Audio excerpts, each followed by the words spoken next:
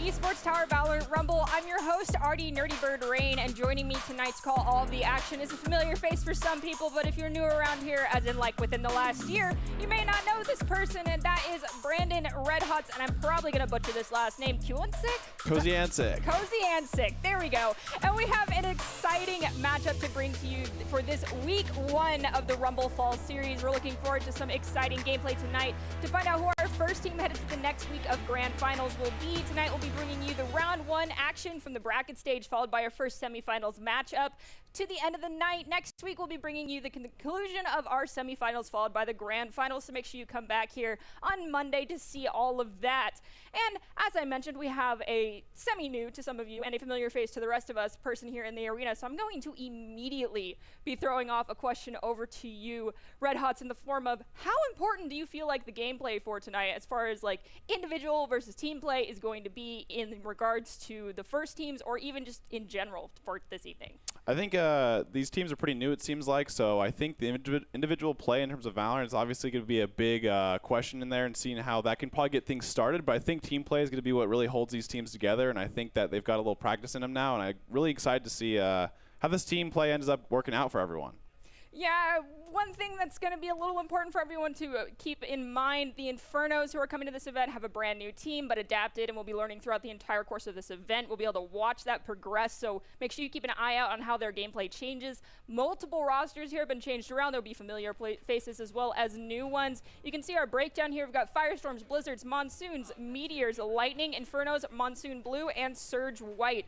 Our first game tonight that we'll be watching is going to be with the Firestorms. And here is the entire list across the board of all of the new rosters and lineups that we have. You see some very familiar faces in the form of Elboof, Bofi, as well as Samba. Pax is someone that we've seen a couple of times, but not a whole lot. V Spicy, of course, coming in. Maeve is over here on the Monsoon side. Honestly, we will be losing out on some players that we've seen a lot of here. Also, keep in mind that the landslides, for once, we'll be able to enjoy a vacation this week. Everyone deserves to have that time off. So maybe we'll be able to see other people pop off, as well as some new op play. And a new champion this week will be crowned. So the landslides pseudo are giving off their title, but not going in with a fight. So I don't know how I'll classify that, but we'll have a new champion crowned for once, and then they'll have to defend their titles once the landslides return. Yeah, I mean, it's going to be a big opportunity, I think, for the teams in this league, right? They're usually having those landslides kind of take over, but I think this is going to be a big point to take some momentum, get better while they're taking that vacation time off, you know, and grind it out and see the new champions crowned. Yeah, the Blizzards roster was rebuilt and added from a former Rumble champions to the team. They sync up as a team incredibly fast to make a great run.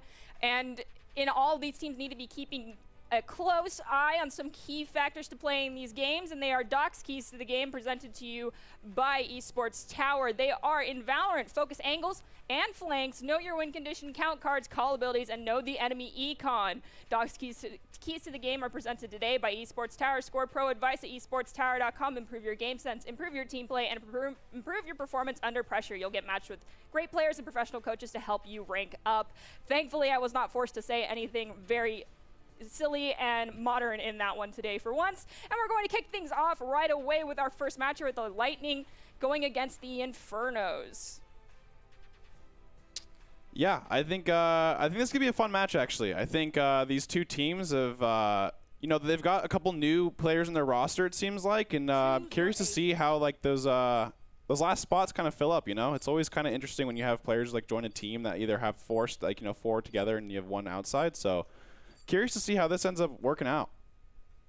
For the team of Lightning, we've got Flimsy, Milky's, Mo, Rabbit, and Vega. For the side of the Infernos going into this one, they have a slightly new roster, and that is Froyo, Soldier, Sprint, Vipers, and Draw. Vipers may be yes, I believe that is all new faces there for the Infernos, so definitely going to be keeping a close eye on all of them. As far as the rosters go, how do you feel about the lineups that have been set up here? So the one thing I will say is I think the Inferno, they do like this Viper kind of KO setup. It seems like these guys are very comfortable on these characters in particular. KO is definitely an interesting pick on the Inferno on this side, because he like, it's really open space in the middle, so you just got to really depend on how he can entry for your team. I think overall, though, they got basically some good team comps each side. It just really depends on how they actually play with these characters. That's going to really end up how you know, the success of the game. We've got two similarities across the board, and that's that Reyna and the Killjoy.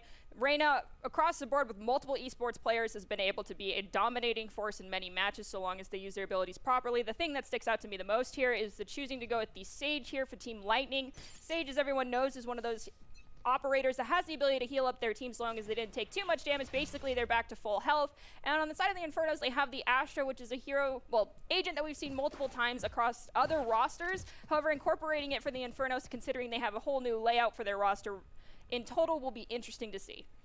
So this is going to be the biggest, you know, these are one of the biggest rounds to start the half, right? These pistol rounds are very important rounds because it's going to be really what gets you going. So it depends, you know, a lot of teams work on this really much, and a lot of teams just don't care for it. Let's see how they're going into the mid here. We do see that Sova managed to take out Sage right through mid. Reyna is hurting for Team Lightning. We do see Froyo take out Rabbit, so now just 3 members standing for Team Lightning. Things are going to get a little bit difficult here. Soldier is going to 1v2 over on in the back. They took a lot of damage, still aren't down, but Inferno's just got to keep this plant side. They just got to play defense here and just make sure that they play time. There's really nothing to stay out. There's no peeking. There's no need to do that. You just got to play angles just like that, and you just got to play with your advantage. Unfortunately, Dr. Weisiger, I hope I said that right. I'm just going to call you Reyna, did go down to the KO, but for Lightning, Flimsy is the only one left standing. Froyo is very hurt. Vipers goes down. Now it's 1.5 health bars, basically 2/3 of a health bar remaining across 2 players. KO is only at a little under half health. This is going to be difficult. Yeah, he's just going to have to look for outreach at this point. Oh, took one.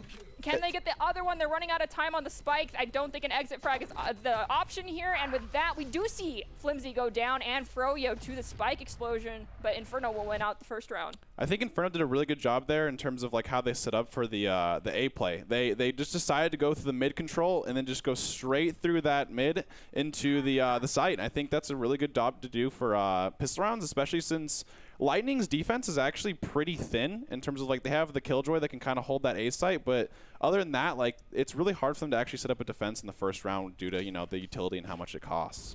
So I think that was a really good play from Infernals there. Hopefully Team Lightning will be able to win out this pistol round to even out the playing field a little bit as far as the econ front goes. The Inferno's important thing to note here is that they actually formed this team the night before our Rumble event started. And despite that being a new roster for everyone involved and new playing styles to work with, the Infernos did manage to win one round already, and that's fantastic. Whereas Team Lightning, the core members have been playing together for multiple weeks, but have switched through a little bit of a different playing roster to see who fits best with their play style. So the biggest thing right here, though, is so Lightning's on a disadvantage here because they're obviously having to save round for next round. The biggest thing that they can do is basically just get as many picks as possible in terms of trading, right? Right there, that's not ideal, but the thing is, if they can just get 1 to 2 picks on this round, it really hurts the eco for the next round bonus round for Infernos. Last player standing. And once again, it's just KO standing for Team Lightning. There was an intro frag coming out there we from go. Reyna from Infernos. Flimsy will get Soldier. Froyo will take out Flimsy, though, to end a round, bringing us to a 0-2 score for the Infernos. And now the econ scales are tipping more in favor of Team Infernos. Lightning, though, will have some credits. They did save up, as Red Hot's mentioned, so hopefully they'll be have a little bit more success on this one. Yeah, I think right now this is gonna be a big point for Lightning here. They can get a full buy in here, and then Inferno's most likely gonna be bonusing. They're just looking to upgrade, you know, a couple of those guns probably, but they're going to be sticking with those Spectres. So Lightning has the gun advantage. So I'm really curious to see how they end up actually playing this defense and how they use their utility together to really make sure they can take this round. This is a big one for them. Seems like Infernos is going for a big A push here. We've got Reyna and Viper both retreating from the A area. I think they did overhear some people, but if we're looking at the Infernos spread out here, they have Killjoy waiting on the far B side as well as Jet in the mid.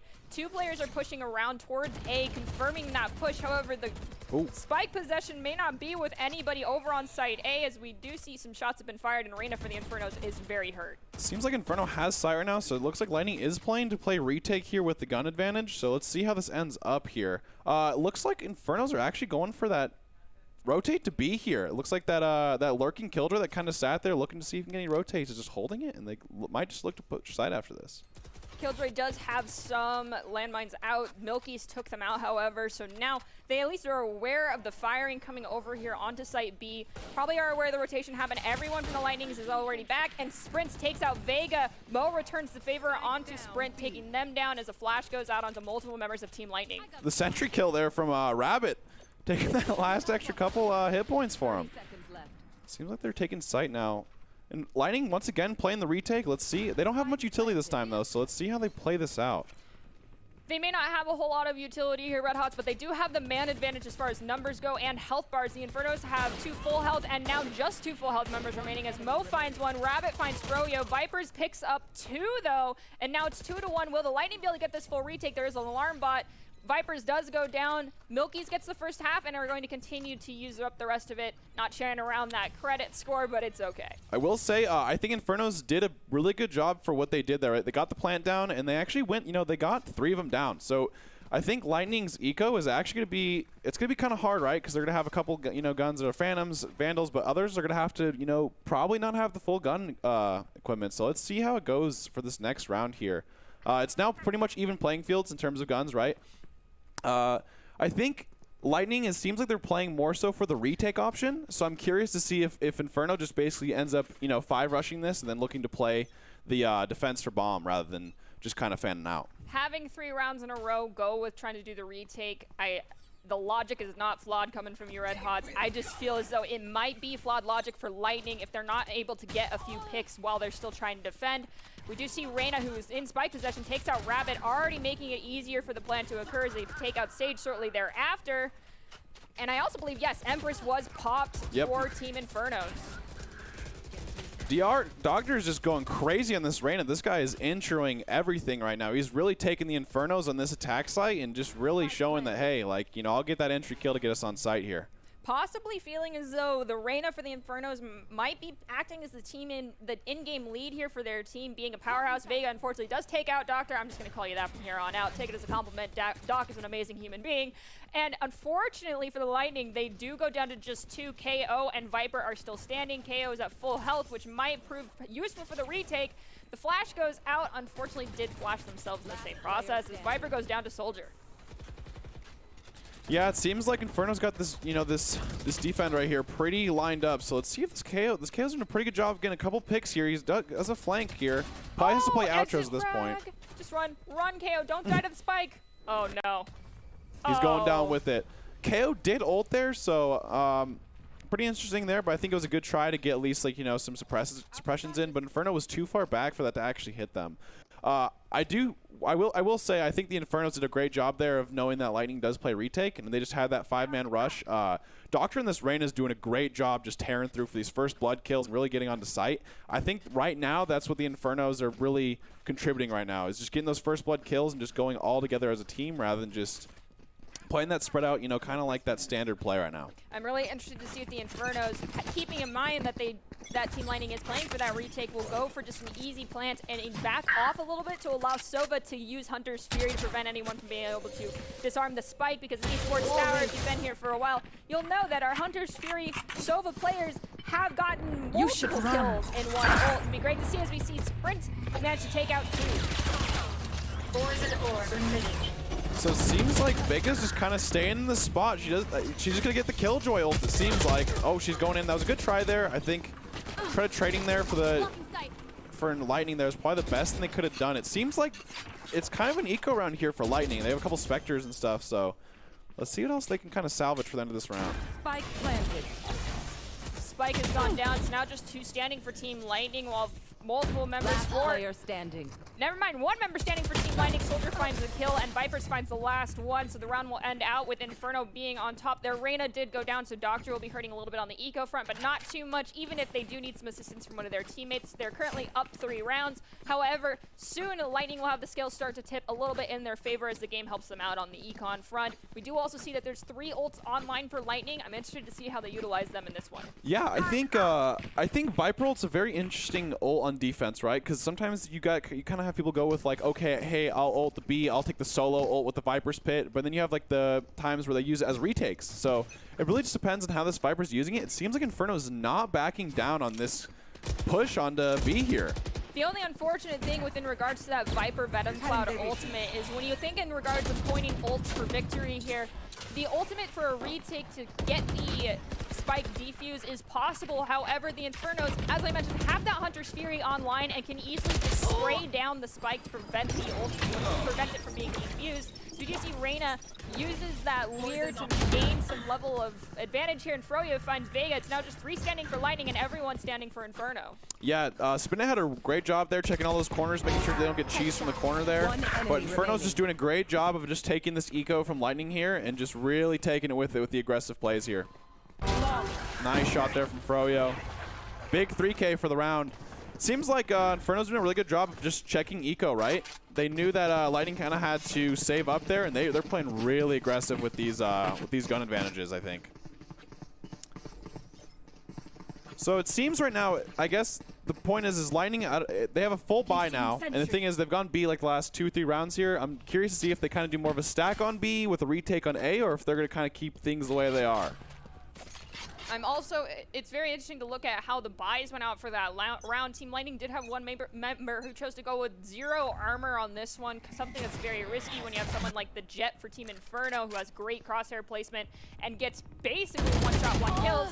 But Mo finds Soldier, kind of a revenge act there happening, but Vipers was right behind them. That overheal activating and trying to reload during that kind of left them in a sticky situation. Now our numbers are evened out between Lightning and Inferno, so let's see what happens here if Lightning will be able to bring it back.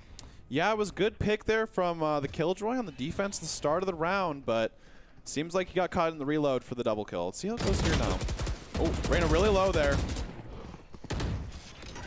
You see the flash go out. It did manage to get a couple people in it, but unfortunately Froyo read the situation better, and then the follow from Doctor will take out Vega. It's now just Sage and Killjoy standing for Team Lightning. Enemy remaining. As Froyo finds Milky's and Rabbit goes down to Doctor. Froyo's doing a really great job in this Jet, playing those aggressive angles, and honestly the dash in there was a great job to really play the advantages with the KO. If they play that slow, KO can probably trade 1 for 1, maybe 1 for 2, but I think the Froyo jumping in with the dash really threw him off. There's quite an ultimate disparity here. If we're looking just at ult economy, we've got 4 online for Team Lightning. KO did use theirs previously about 2 rounds ago, so theirs won't be online for a little bit, and they didn't get a whole lot of action during the last couple ones. So possibly next round they'll have that come online. But with regards to the Infernos, they've been hanging on to that Astra Wall and the Sova ult for quite a while now. What do you think they're going to end up using those for? It seems like I think the Sova's probably just gonna be using it for holding that, that defuse, right, with the lineups. You can cause a lot of time for that kind of stuff, or he's saving for the KJ ult, I think, at this point. The KJ ult's probably gonna be with the retake if Lightning decides to just give sights and play with the retake of the KJ ult. It really comes down to, kind of like the old ladder. Froyo is just doing a fantastic job with these entries. The duelists on Inferno are doing a just fantastic job with getting those picks and playing off that to get these sights just quite easily into the beginning of the rounds. Seeing something a little bit different from the Lightning here as far as their buys went. We did see that KO has that Marshall, the sniper rifle, just to get a longer line of sight for the retake play possibly, but only 3 standing. Viper and Killjoy combined might be enough to allow for an opening to go in, do some damage, take out someone, and then possibly get a defuse off. But now the Defender Killjoy has been started, so there's one of the 2 ults they had online. Will they be able to make anything happen? Will someone get detained as we see Doctor trying to run out of it? They're very close to the ring. Vipers takes out Vega, unfortunately, so now it is just 2 standing for Lightning. They did get 2 players in this Killjoy ult, but that was a great job playing from that hallway there. Yep. It was interesting. It seems like Inferno's decided to take, to save the Hunter's Fury on the Sova there and just basically play from off-site, and then try to bait that where they know someone got hit by that KJ ult, and it seems like they did a great job just defending the. I think how they need to stop Inferno now is these initial pushes, right? I think these duels are doing a great job getting picks and then instantly going on the site, and they're having the numbers advantage because anything just having that one extra attacker can really make that difference here. So I'm curious to see if Lightning ends up trying to stack a site or how they want to play this defense game here now. We just see multiple swarm grenades being planted right there for the Killjoy at point B. Milky is using their wall over here at, looks like at point A, trying to just cut off as many areas back as possible. Here comes the KJ ult. Attacker Killjoy is out. now let's see if anybody from the defensive side is going to get detained. I think most of them made it out, which would be great. Froyo finds Milky's though, so there's the Sage res not going to be able to be used. Just 3 standing for Team Lightning. They have that Venom Cloud online. Playing for the retake though, and this low of numbers is going to be difficult yet again. Yeah, Lightning is just doing an eco round here, so I think it's not too much about it. They're just trying to get a couple outries maybe, just get a couple picks and just, you know, try to make a dent in Inferno's eco right now. Froyo even upgraded to the op, it seems like, so. Oh, yikes. Just doing a great job of holding these angles from Inferno right now. Let's see if, you know, they can get a judge couple kills here. Hey, that's fine. You know, 1 for 1 in this scenario when you're ecoing is not too bad here. Let's see how the KO does. He does have a Vandal this round. Oh, and a great use of that flash there to Froyo on that operator. It's just a continuing trend across the board here at Esports Tower where Jet players get the op and just pop off. It seems like everyone's following in the footsteps of Mr. Memphi, and they're just waiting for Landslides to come back and be able to be like, yes, I'm just as good as you at the operator, now good luck. And honestly, Jet is doing a fantastic job for the Infernos as the initiator here as they toss off that spike over to someone else, because you don't really want to be an initiator with the spike. Oh yeah, I think right here, Lightning's kind of had the last 2 eco rounds where they've kind of split up a little bit, but this time they get a full buy here. I think this could be a crucial moment where they have to come back and get some momentum for the second half. I think part of that needs to be not playing for the retake. They need to play for some early picks here to even out the playing field before they even have to think about re-engaging on a point to take out a spike. Inferno going for this A rush once again. Unfortunately for Flimsy, they did do a very hard eco round with just the Sheriff, but that is a gun that, if you can aim right, can work well in your favor. As we see Doctor rotating back. Yes, there's a full rotation coming out now. Hopefully, Viper for the side of the Lightnings is not going to get caught off guard. The entire team's there. Great job from Vega right there, getting those 2 for 1 right there. It's going to be a really great, you know, advantage for the Infernos here, but let's see how they, or the Lightning, I should say. Let's see how they use it here, though. We do hear that Jet has decided to pop the knives. The operator won't be as scary. Mo finds Spin It, and Vipers finds Rabbit, so it's 3-2. There is no spike planted yet. The rotation's already been called out. Knives still out from Froyo, might be a force to be reckoned with. Hopefully, we will be able to see these 3 players for Lightning retake this one as Vipers goes for that plan. Yeah, I think Lightning just really needs to play advantages right here. Okay, that's a great Sage res. They got a 4-on-2 now. They should be able to close this round out, but let's see how they end up coming back for the retake. Mo is waiting for that peek over there. Froyo's watching the flank. EMP has been dropped now, so let's see if the initiation coming to that will be in their favor. Vipers goes down. Froyo finds Vega, so pretty even trade on that one. Vega got 2 lives as well. KO found Froyo though. Yeah, that was a great job. I think Lightning did a great job of getting those 2 picks in mid. I think the Viper really made a big difference this round. I think that 1 for 2 pick in the mid is exactly what they needed. They've been having a lot of disadvantages in terms of taking retakes and getting picked off, right, from these duelists. I think they did a great job of just kind of holding and waiting for Inferno to kind of make that move rather than peeking out for them. So I think it was a great round from Lightning. I think they need to... One thing right here is it's 8-2. If they can get these last 2 rounds, they're going to have a really good momentum swing for that second half of the game. Really don't want to go into the second half, though, being down 2-9. So let's hope we see the Lightning triumph in this round yet again. They have that Venom Cloud still up. Reyna now has Empress online as well. As far as the Infernos, they have Hunter's Fury, and I do believe that we'll see either Empress or Killjoy will come online again here pretty soon. And they also have that Astro Wall, which can be great for trying to go for preventing a retake or even allowing them to initiate onto a point. The Sage Wall went up, so they're at least aware that Milky's is over there. Sprint is trying to determine their location and possibly use that shock dart to get a kill as they've done in the past. Yeah, it seems like Inferno's kind of looking for this mid take this time, so it's curious to see if they just kind of look for a pick on each site and then end up going for it. Using a lot of good utility here with the Sova. Kind of just seeing where they're at right now. Milky's location has been revealed. We do see Jet's going to use a cloud. Sprint's going to go headlong into it, though, and see if they can take down Milky. If they do manage to do that, Doctors was right on the other side of Milky, though, so they were getting pinched off regardless. Vipers managed to find Milky there, and Doctor finds Vega. Rabbit finds Froyo, but it's just Rabbit standing for the Lightning. Yeah, I think right there, Inferno that round, Spin It did a great job on that Sova, using that utility, using those shock darts to really get that, get that Sage off that mid wall and just slowly take that site. I think that was a great job from Spin It, getting those 2 entry kills to really secure the round for him. We are at the use it or lose it point in this game. We'll get a quick replay of that amazing pinch off that occurred here for Sage. As I said, Doctor was waiting on the other side anyway, so no matter where you went, Sage, you were going to go down to one or the other. It's a lesser of 2 evils. unfortunate situation that does occur. But we are now in the final round of this half. Very interested to see if we see every single ult get popped that's currently on the roster lineups right now. Personally, I'd love to see that, but I almost never do, as we hear Reyna from the Inferno pop Empress, as well as the Killjoy from the Infernos pop their ult as well. See how Lightning ends up playing this. I'm guessing they're just going to play for the retake here with that Killjoy out, going out. They do have a lot of ults. Oh, Hunter's Fury is out here. Seems like Soldier's just doing a great job of entering right now with this Killjoy. Last player standing. Milky's went down too. The 3-piece is huge. Vipers, Vega, are you going to choose to the exit frag or stay alive? We have one, but Froyo, even with the close range op kill coming in, the actual wall gets popped just switching because. sides. And I do believe everyone for the Infernos actually did pop their ults, so thank you. I appreciate that. They heard you, it seemed like, with all those popping ults, but I think Inferno did a great job with the attack right there. The one thing I will say is I think Inferno's doing a great job of having each individual kind of step up for those first bloods. I think the first bloods have been a huge contribution to their attack success, so I'm curious to see how they play the defense here. It seems like both teams are kind of avoiding that little mid action. They're really just going for those full take sites, so I'm curious to see how Lightning kind of takes their attack approach, right? Are they going to go for that rush? Are they going to go for that kind of standard play and just play, you know, standard? So we'll see how it goes.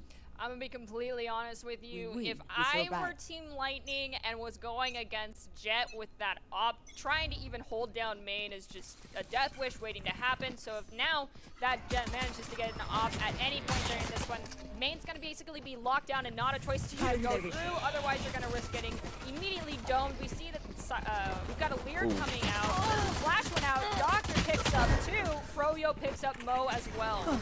That was a great concussion right there from the Astra right there. Really could stop them in their steps so they couldn't get onto site. Now they're just hunting them down. I think that was a great job from Doctor right there. Kind of the initial peek, and then honestly kind of just sat there waiting that angle. Didn't re-peek, just got right out of there, and Astra could set up for that great concuss for the peek. That's great teamwork right there from Infernos and great communication right there. One of the strategies from the Infernos that you mentioned earlier was just basically being as aggressive as possible. I think that's messing up a lot of the timing and rotation that Lightning is used to coming from other teams and their own personal practices online, playing against other people outside of the organization, because a lot of times it's slow and steady wins the race. And Riley, one of our previous casters, would always say those who rotate together win together. Team Inferno is definitely rotating together, staying as a whole unit, but they are just aggressive as quick as possible and ruining timings for everybody. See Doctor pick up Rabbit within the first few seconds. Just really playing aggressive here for Infernos. Peeking everything at the moment and just not really letting them get an inch right now. Great shot from Froyo right there. The gun advantage is just way too large right now. They're just pinching them. Hold up. Does that Jett already have an op? No, it was a scout, Marshall. Okay, I was confused for a moment. Match point. But just got the headshot, so basically Axel's won. We are now at that match point. Hopefully Team Lightning can start to turn this around. Being down 2-12 is never a situation you want to be in. At this point, you would want to be going for more of that eco round, but for Lightning, it's not a choice. They need to be going with at least half buys here to give them the best opportunity to come out on top of this round and keep us going. Lightning did eco last round, so I think they have a full buy here, and I think they're just going to have to use this advantage and try to ride it out to try to get that momentum back. Froyo just kind of holding that corner, but not really peeking it. It's interesting to see there. Unfortunately, Vega did not have the opportunity to get a full buy. He goes with the classic on this one. Vipers takes out the Lear. We've got Milky taking out sprints though, so that's a man advantage there. Hopefully Milky heals himself up. They are low on health. Yes, they use their heal on themselves. Great job. And now it's just a matter of picking a location and going, but there's a pinch off happening here. Froyo going up behind him, but he finds two. Froyo just doing a great job with the Marshall there, really getting that value in with that insta headshot. Another kill from there. Ooh, seems like Inferno is playing a little too aggressive here on this. They do have the advantage now for Lightning. Lightning could just end up taking the round from them. Did I just see two people rotate past KO and not even realize it? Seems that Vipers is going for the flank, so this, like I said, these Inferno team, they might be defending, but they are a very aggressive defense side. So now the thing is, they got the guns from Lightning now, so they actually kind of are on even playing fields in terms of equal guns here. So I'm curious to see how the Infernos played out for this round. And Lightning, this is, you know, make or break it right now. This is the final round if they don't end up winning this one. Unfortunately, Viper is very low on health, so Killjoy's going to have to act more as that forward point initiator here to ensure their survival, but Vipers takes out Rabbit right away. It is now just Vega, and as I say, that Soldier finds them, and the defuse has just enough time, I believe, to happen. Yep, they have more enough time. It was good. I think that was honestly a fantastic job from Inferno right there. They really showed that they are not messing around when it comes to attack and defense, it seems like. These guys play the number game, and they do a really great job with their individual skill in terms of getting those first bloods and really playing around those. So we brought this up at the very beginning of the cast, but I'll talk about it in a little bit because we want to give a great congratulations out to Team Inferno. Nice job on winning your first round together. And they are all part of this fantastic organization known as Esports Tower. And going in it alone ultimately isn't going to get you very far. And these players, despite kind of being solo for a while and then grouping up the day prior, demonstrated how important it is to have a team to increase your chances of success as well as level up your teaming skills. And you can see how talented they are. Esports Tower really takes time to create teams of well-matched teammates. I'd also like to do a quick shout out to all the coaches, and if you're here watching this and haven't checked out Esports Tower Club, you definitely should. It's a fast track to help you rank up. Absolutely. I think Esports Tower is a great thing to have for, you know, kids really starting their esports career, right? I mean, you know, you start in solo queue and you're like, yeah, you know, I've got a pretty good rank, but like, you know, what can I do with it? And I think it's a great job, great opportunity to join a team and really test your skills out there. And, you know, that last match, I think Lightning, they did a great job. And I think, you know, even though the score disparity was pretty big, I think it was a great job and a good starting point for them, and they can work together and really figure out what their team chemistry is. All right, so you can see the remainder of our bracket laid out here. We do have Firestorms going against Blizzards, Monsoon Red going against the Meteors, Lightning one out against the Infernos, bringing them to our first contenders for the semifinals. And we have Monsoons Blue versus Surge White. But before we get to watch any more of that action, we are actually going to take a quick break. So then after that, we'll have a new look at our brand new Blizzards roster. However, please go get some water, stand up, pet a dog, touch some grass, and we'll be back in a few minutes. See you then.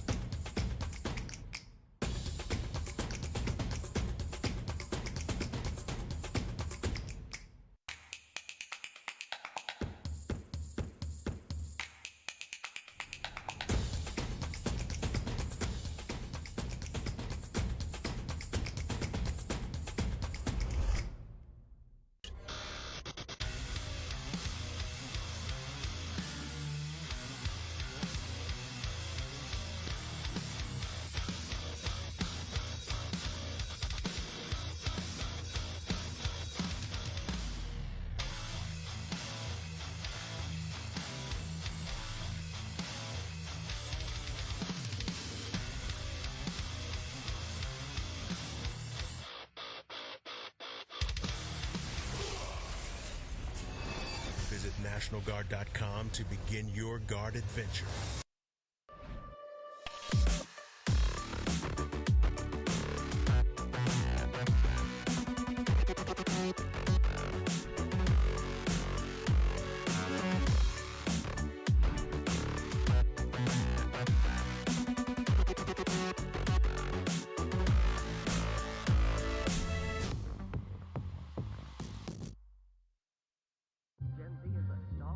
The news says Gen Z is struggling. I've got news for them. I wait tables, but last week I built a field hospital. I put out a forest fire. I stopped 1,000 attackers. And a natural disaster. I've saved lives. And led a team on patrol. I serve. Well, I go to school full-time. While I work full-time. The greater the challenge, the stronger we become.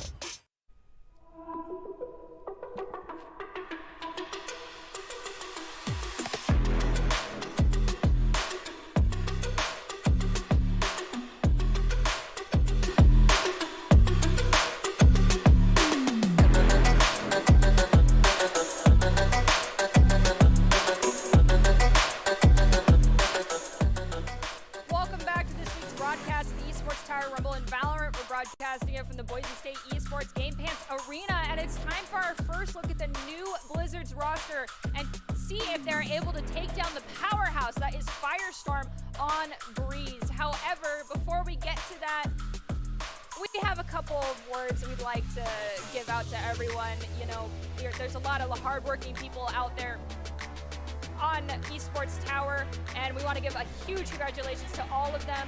We want to take a moment to congratulate the Esports Tower Club members who have graduated from the club and have been offered scholarships across the country. Over the last 3 months at Esports Tower, the club has received over $1.2 million in scholarships and awards. So congratulations to all of these players involved. You can see the exact totals being listed here per game. And some of the faces that were on these teams that you saw previously throughout the course of the last year will be in our coming broadcasts as either opposing players or as their own Boise State Esports players. So congratulations to all of you. You've worked very hard, and get ready to work a whole lot harder because it just gets you get more intense from here on out. Hello everyone and welcome back. I am Artie Nerdy Bird Rain, and I'm going to take a second attempt at this. Today joining me to call all of the action is Brandon Red Hot's Koziancic? Yeah, there we go. I got it. Okay. And we are going to be broadcasting the next couple of rounds here of our Valorant Rumble. These players are very gifted. However, these players are also dealing with the fact that these are basically brand new built-out rosters for some. You'll be seeing some returning faces and familiar players in new positions. So that's really going to shake things up. And Brandon, how do you feel, at least compared to that last game, the takeaway as far as the team play? What do you have from that? I think the biggest thing right now is how these teams are going to use their individual skill to use that to their advantage, right? I think last round the Infernos did a great job of just showing that individually they're very good, but I think they would work on that as a team, right? So it seems like our First Bloods would get mixed and matched through all the different players, and they just really capitalize on that to work as a team to, with that advantage. So I'm curious to see how the teamwork going into this is. I'm curious to see if individual play, obviously it's going to be, the best they're going to try to play their best, but I think when it comes down to it is that team play to taking those rounds at the very end of the day. All right, there is your keys to the game from the very one and only Red Hots. The team play is what's very important. And there are other keys to the game that we have here. They're a tradition, and they are Doc's keys to the game that are presented to you today by Esports Tower, where you can score pro advice at esportstower.com to improve your game sense, improve your team play, and improve your performance under pressure. You'll get matched with great players and professional coaches to help you rank up.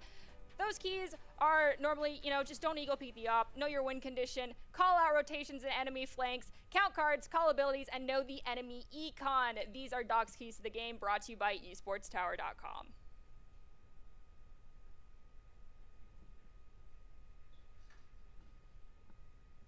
And now it is time to see the powerhouse of the Firestorms go against the Blizzards. And I had a nice little conversation with Red Hots prior to this broadcast about the Firestorms. They are a well-rounded team, but they do have some things that changed up. We have the typical returners of Bofi, Elboof, Cake is healing, Duke is relatively new, Samba we've seen a couple times in the past as well. And for the side of the Blizzards, we have Andre, NYA, Cozy, Vapor has been on this in our Esports Tower Rumble for quite a bit, and they are sticking with that Viper play, as well as Fear, Cosmic Wolf, and Child. So relatively new faces. This will be very exciting to watch, and I kind of want to challenge you, Red Hots, to keep a very close eye on how these teams work together, because in the last round, the Infernos supposedly only just decided that roster the night prior, and yet seemed like a well-oiled machine. So if these guys are in similar boats of being relatively new, I wonder if we'll be able to pick out things that we saw the other teams doing in comparison to these guys. Yeah, the one interesting thing is I think on a map like Breeze, stuff like teams and communication is going to be pretty big, and it's really to boil it down to is how they want to play the style of the map, right? I think Breeze is a big map that basically you can play it two different ways. A lot of times you can play that stack on one site and just play for the retake, because this map is so big in terms of you have multiple angles from vertical and horizontal all over the place. So sometimes teams will just kind of let them through and then look for the retake from multiple angles. So I'm curious to see how each team plays that out. I also want to correct myself. Vapor decided to pull my leg and did not pick that Viper. Instead, they're on the Jet. I'm really excited to see what you bring to the table today, Vapor, because your Viper play has been amazing and just a force to be reckoned with consistently. And if you can do that on Jet, that'll be amazing for your team.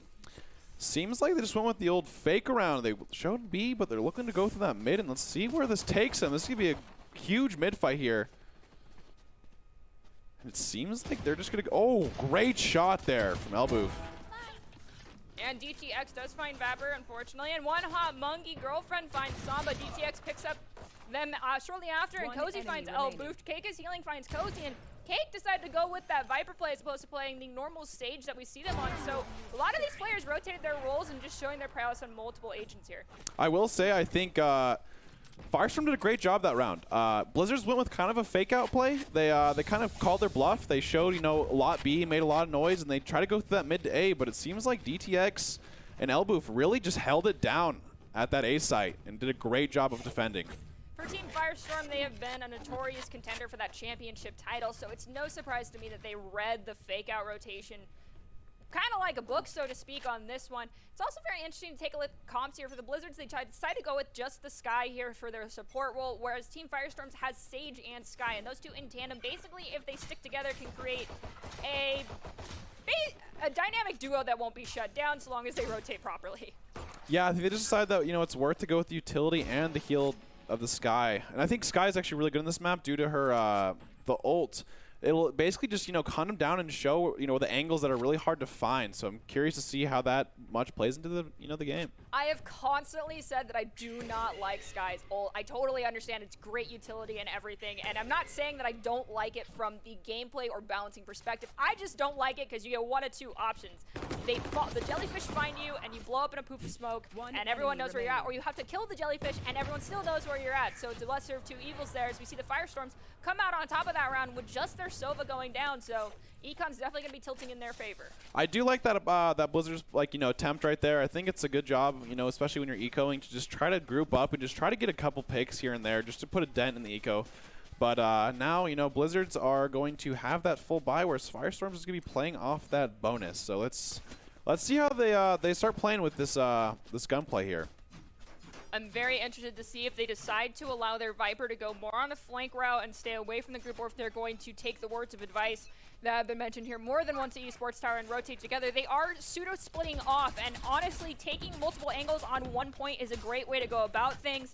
You're to be stabbed with a pitchfork versus stabbed with just a normal sword. The one that's going to hurt more is the pitchfork, so a three-prong approach here is a great tactic, but they have to pull it off properly as they're trying to corner in Bofi. Bofi's doing a great job of just really stalling this Blizzards team and playing that angle right there, not peeking or anything like that, just really playing for the stall here.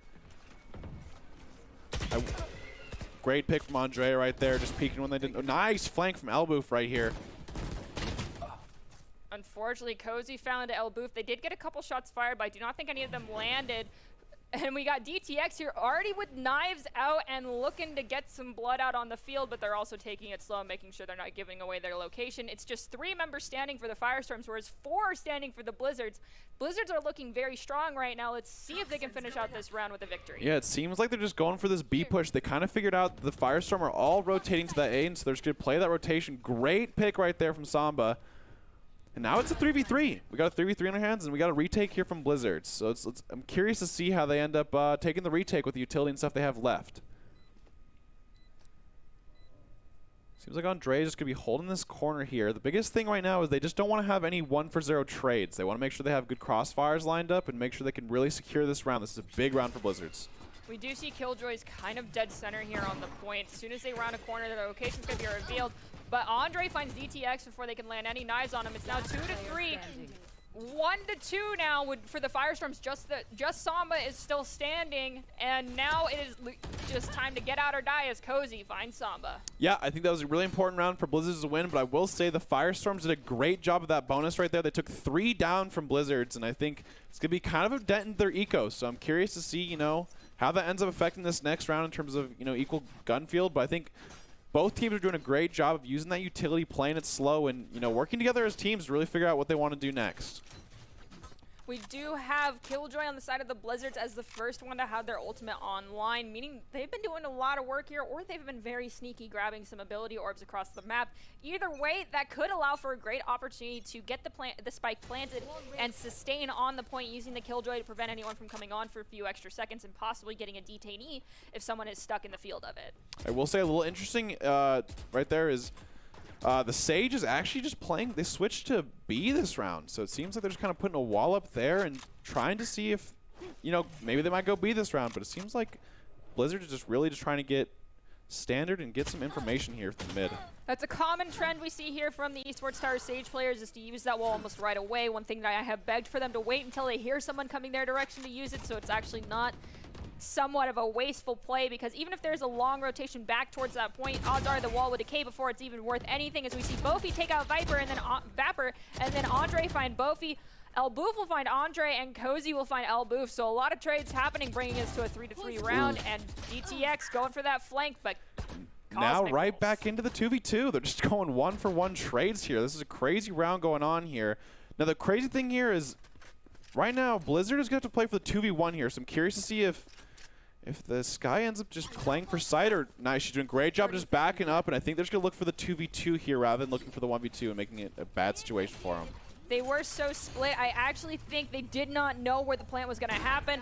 They heard it, and now we have the Killjoy ult online. Thankfully, because Sky did choose to rotate back, as you mentioned, they'll be able to at least have the manpower equal to the two on point. However, that Killjoy is going to keep them away for just a little bit longer.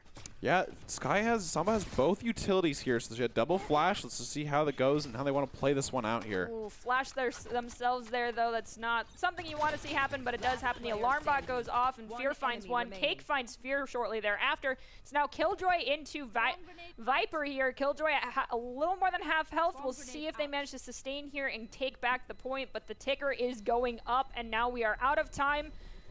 I think you just got to get out, Cozy. Yep, I think Cozy did a great job just playing mollies right there, just kind of playing a really safe spot, and Viper kind of gets a taste of the, you know, their own medicine sometimes. Vipers always have these lineups that they can stall for, you know, 10+ seconds, and it seems like Cozy did it to them this time. That seemed like it came from a very personal perspective. Yeah, yeah. The Viper lineup, especially on Breeze, it's such an open map. You have so many opportunities to just really stall that spike defuse, and it can be very annoying. Breeze is like the favorite map pick among the Esports Tower teams, and has been picked more often in these best-of-1 series than any other map. And my favorite map is actually Icebox, and I'm like the booger in the punch bowl because no one else likes that. So it seems here they're starting the Sky, and they're just going really hard onto this site. Dang! Viper and One Hot Monkey pick up one apiece. Now there's just 3 standing for the Firestorms. DTX has got the Marshall going for the long-range shots. The Jellyfish did kind of reveal their Crow's Nest location here, though, so they got to be careful.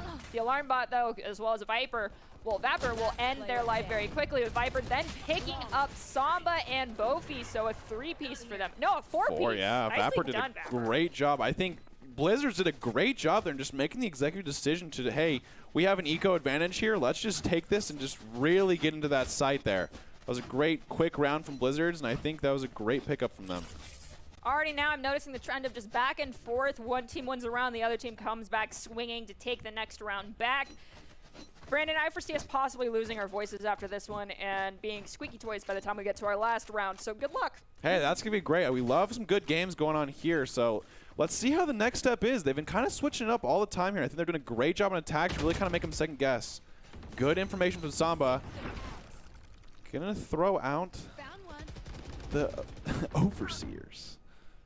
That's all they're called, but. Creepy jellyfish. Yeah. Great angle from Samba here. Let's see if they can take any down with them. Great flash.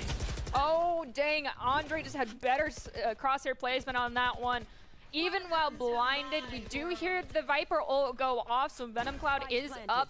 We also see a Hunter's Fury for the Firestorms is online. Blizzards currently are using that Venom Cloud. They do have knives online for their Jet as well from DTX. Great pick from Elboof here. We got a 3v3 now. If they get that Viper, it's a big turn. He does have Hunter's Fury. Let's see if he ends up using it. Oh, the Shock Dart trade. I wish we had like dual observer cams to see that from both sides.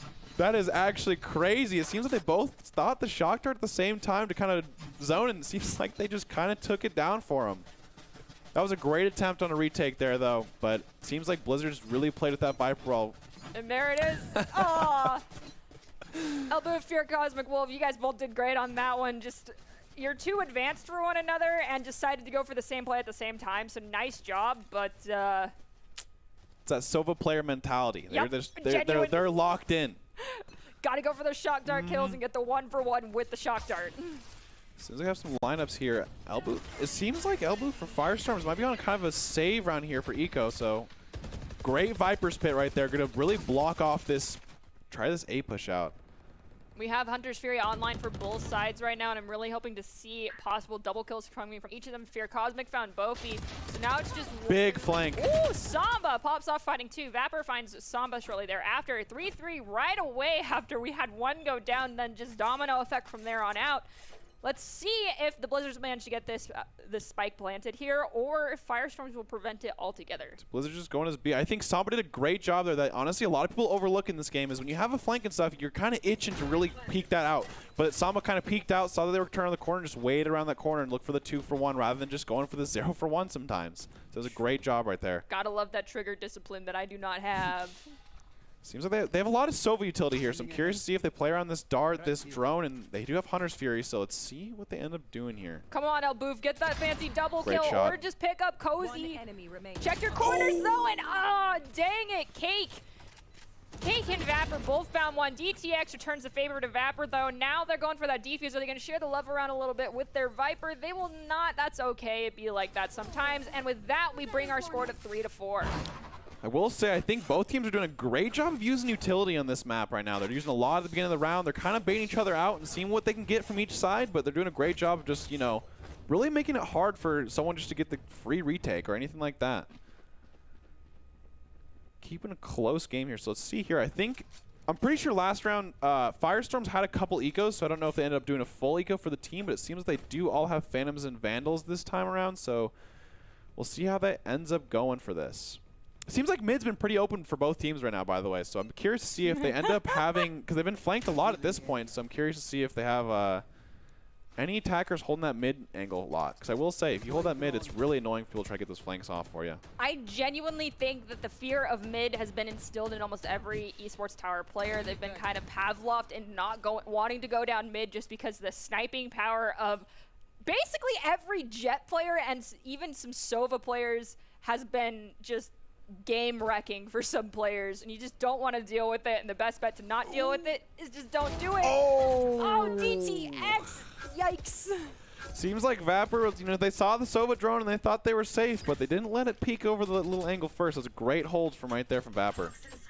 Imagine being the Sova who put out that drone. Be like, you're good, you're good. Oh, you're not good. Oh, you're already down. Sorry about that. So it seems like Blizzard's heard me. They are playing a lot of mid right now. Oh, good pick from DTX right there, but let's see how it goes from there. DTX is holding down this mid. Oh. One enemy remaining. The updraft, this. Hey, sometimes it just calls to you. Sometimes you get that urge and you just got to go in there. But hey, you know, I can agree with that. Honestly, good advantage. So hey, they ended up getting the kill, distracting him. That's what Jets like to call it, I think. So we'll call that a distraction there from after the 2K they got. There you go. Make that. You can hang on to that and use that in your ranked games when someone yells at you. Just be like, I was performing the distraction. There you go. So for all Jet players out there, you can have that one in your back pocket sometimes. So it seems like, honestly, the one thing that was interesting is the Bofi switch up, right? Bofi's doing a great job on A, kind of stalling him with that wall and the slows, but now they're having her just sit on B. So I'm curious to see what they end up just kind of going for here. And it looks like Blizzard's going a hard A push right now. Hopefully Bofi did not utilize that wall. We saw it ready to come out, but I believe they heard their teammates say that the approach was coming onto A. They'll be able to use that to either lock down a position and allow them to get a res off onto someone, or to just sustain a little bit longer on a point, or even completely set. Reload happened right as you were staring down someone else, but Samba found Andre just in time. Now the jellyfish are getting popped out from the firestorms, which means Blizzard's, it's going to be difficult for you to hide now. So this is a 4v3, but all three are stuck in this kind of little tunnel here that all kind of ends up in that one bend. So let's see if they can get any picks here. Oh, nice shot there. Oh, Hunter's Fury. Oh! Oh!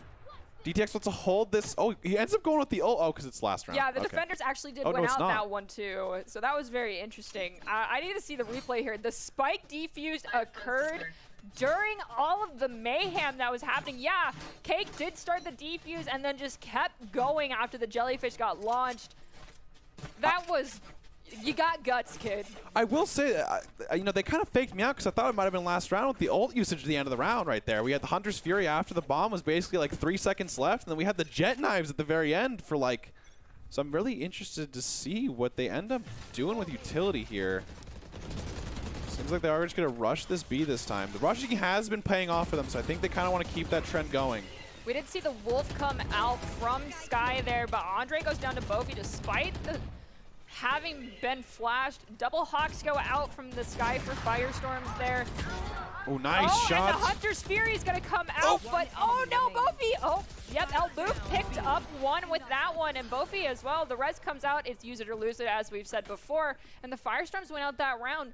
6-4 though is a great score to be going into the second round, I feel like. Yeah, I think Blizzards were having kind of momentum those last 2 rounds where they just kind of brute force their way in and getting those picks, but I'm going to be honest, I think Bofi is doing a great anchor for Firestorm here. It seems like whatever site they're playing on with this Sage is really holding them at bay and at least trading 1 for 1, 1 for 2. So I think Bofi is going to be a big anchor here for Firestorm, and they just need to keep it up for these defenses here.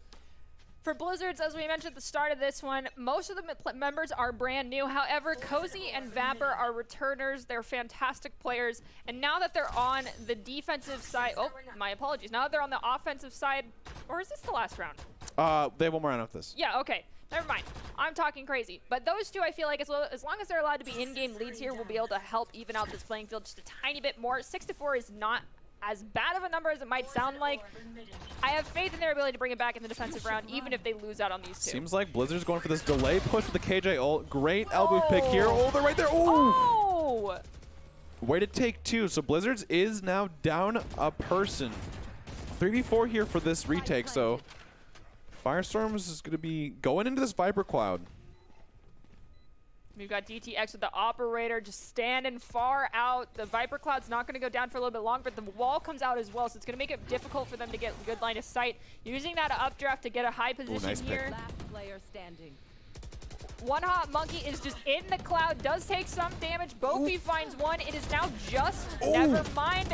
One Hot Monkey takes out 2, but Bofi barely alive takes out One Hot Monkey. Yeah, One Hot Monkey almost, honestly, hit the 3K and the Sage was low, so that was almost a great job there. It does suck right there in that position for Firestorm because you have that jet on the off, and it's really hard to get in those close quarters and really be able to use that thing correctly. So, honestly, played it really well and almost had the 1v4 clutch. That was a great try right there. Seems like right there, Blizzard is, I think those last 2 rounds, like, you know, the favor, they're kind of changing up their play style. They did go for the KJ ult rush, and I think they did a great job, but I'm curious to see if they just keep thinking that, you know, hey, this has worked before, we can just keep rushing it down, and let's see how it goes. Seems like they are looking for that B take. But hey, Bofi right there, honestly, at this point, been kind of a raid boss on this site, which, you know, they're really just holding it down. They can't get through the stage, which is doing a great job there. So let's see how they end up trying to approach it this time. We do see the jellyfish go out. A Hawk got stuck on the wall. They are at least aware that 2 members are right around the corner, though. We do see another 2 Hawks go out. Cozy finds Bofi, so now down their Sage. Firestorms lost their Sky as well. No sustain for their side. The other 3 members are still on strong health. And everyone else for the Blizzards has full health as well. The spike's planted. The drone goes out to try and pick out DTX's position. Vapor finds DTX shortly thereafter. Seems like Blizzard said, hey, our rush does work. We just got to make sure that we use our utility a little bit more in sync, and it makes it really hard for them to play. I think that Shock Dart just did a really lot of damage right there. Elbow with a great pick. Oh, flank right there. See, that's the one thing about Breeze is there's so many different flank options that if you could just have that one little lurker, it can do a lot of damage there for that. So I think that was a great last round for Blizzards to really just take over and just, you know, have the momentum towards the second half here. All right, let's see how the Blizzards perform here on the defense now. I feel like between the Killjoy as well as the Viper, they have a great lineup for defense. But if Jet still is going to be playing as they have been for the Firestorms, they need to be very careful as well as watching those flanks. Yeah, I think I'm curious to see because Blizzard's kind of just played that really aggressive style here with always always just going straight at the bat. So I'm curious to see if on the defense side if they're going to be a team where they rotate immediately or if they're going to play that kind of the slow speed and just see what Firestorms ends up doing. Seems like Firestorms is kind of playing a overloaded A for the most part. They do have Jet lurking for the. They don't want to get flanked like they did to them a couple times. So let's see how it goes here. We do see that now it looks like for Team Blizzard, they've realized that there is at least a chunk of people over here by A. Sky is hanging a little bit far back, prepared to rotate further back if they have to. Now they know the push is coming. However, let's see if they're prepared for the Jet who's coming up on flank as well from mid. Seems they're doing a great job here defending. Oh, playing through the Viper wall, little bobbing and weaving. DTX with a good pick there. Oh! It seems like they're going for the rotate out. Blizzards have just their Killjoy standing. Killjoy, are you going to make the decision to go for an exit frag? Try to do the 3v1, because if someone communicated how much damage they got on that They do hear this Jet here. Oh! Was a great try there. I like kind of Firestorm's approach right there, where they went into the A site, got the numbers advantage, and just they pieced out.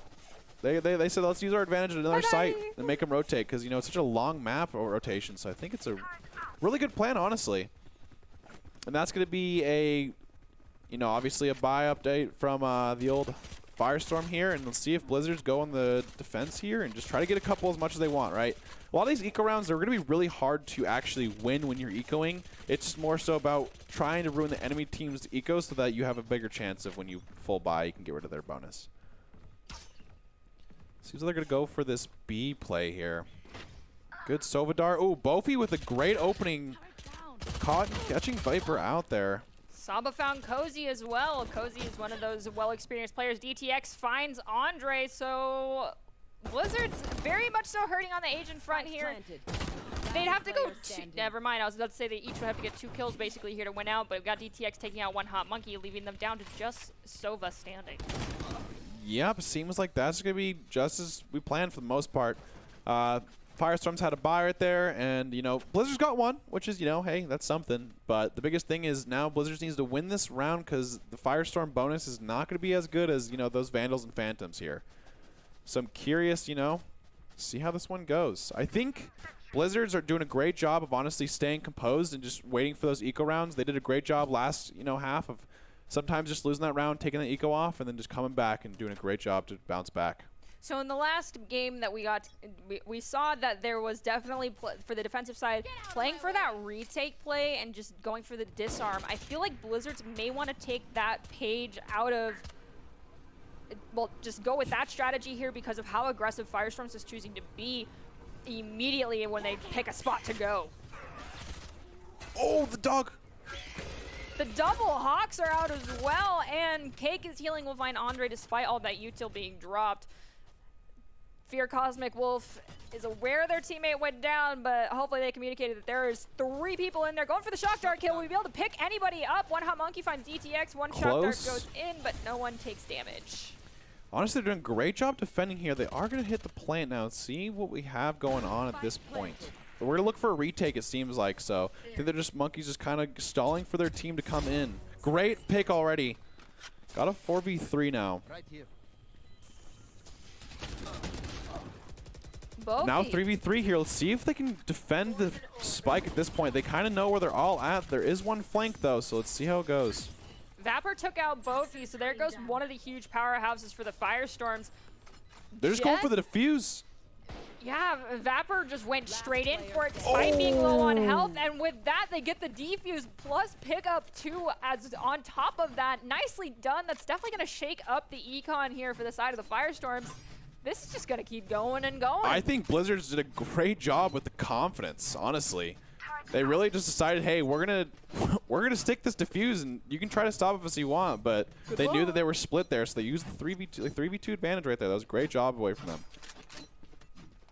I will say that last round, I think they did a great job of following the Sova, recon this time, rather than, peeking with it to make sure they don't trade that 1 for 0. Hey, but they did get a solid 1-for-1 on both sides with the Shock Dart, though. I I mean, if you do that, it's kind of like a zero-sum ability usage. Seems like they're lining up for this B take here. Vapor with the straight 2K right off the round. It's going to be really hard for them to try to take advantage of this. Firestorm is now down 2 on attack, and that's going to be a really hard moment for him. Cozy did find one. Samba, Cake both found one as well. Vapor finding Samba, and then Cake finding Vapor brings us to a 1-2. Firestorms just have the spike in their possession, which is great, but One Hot Monkey has to go into a 2v1, and the odds are not in their favor.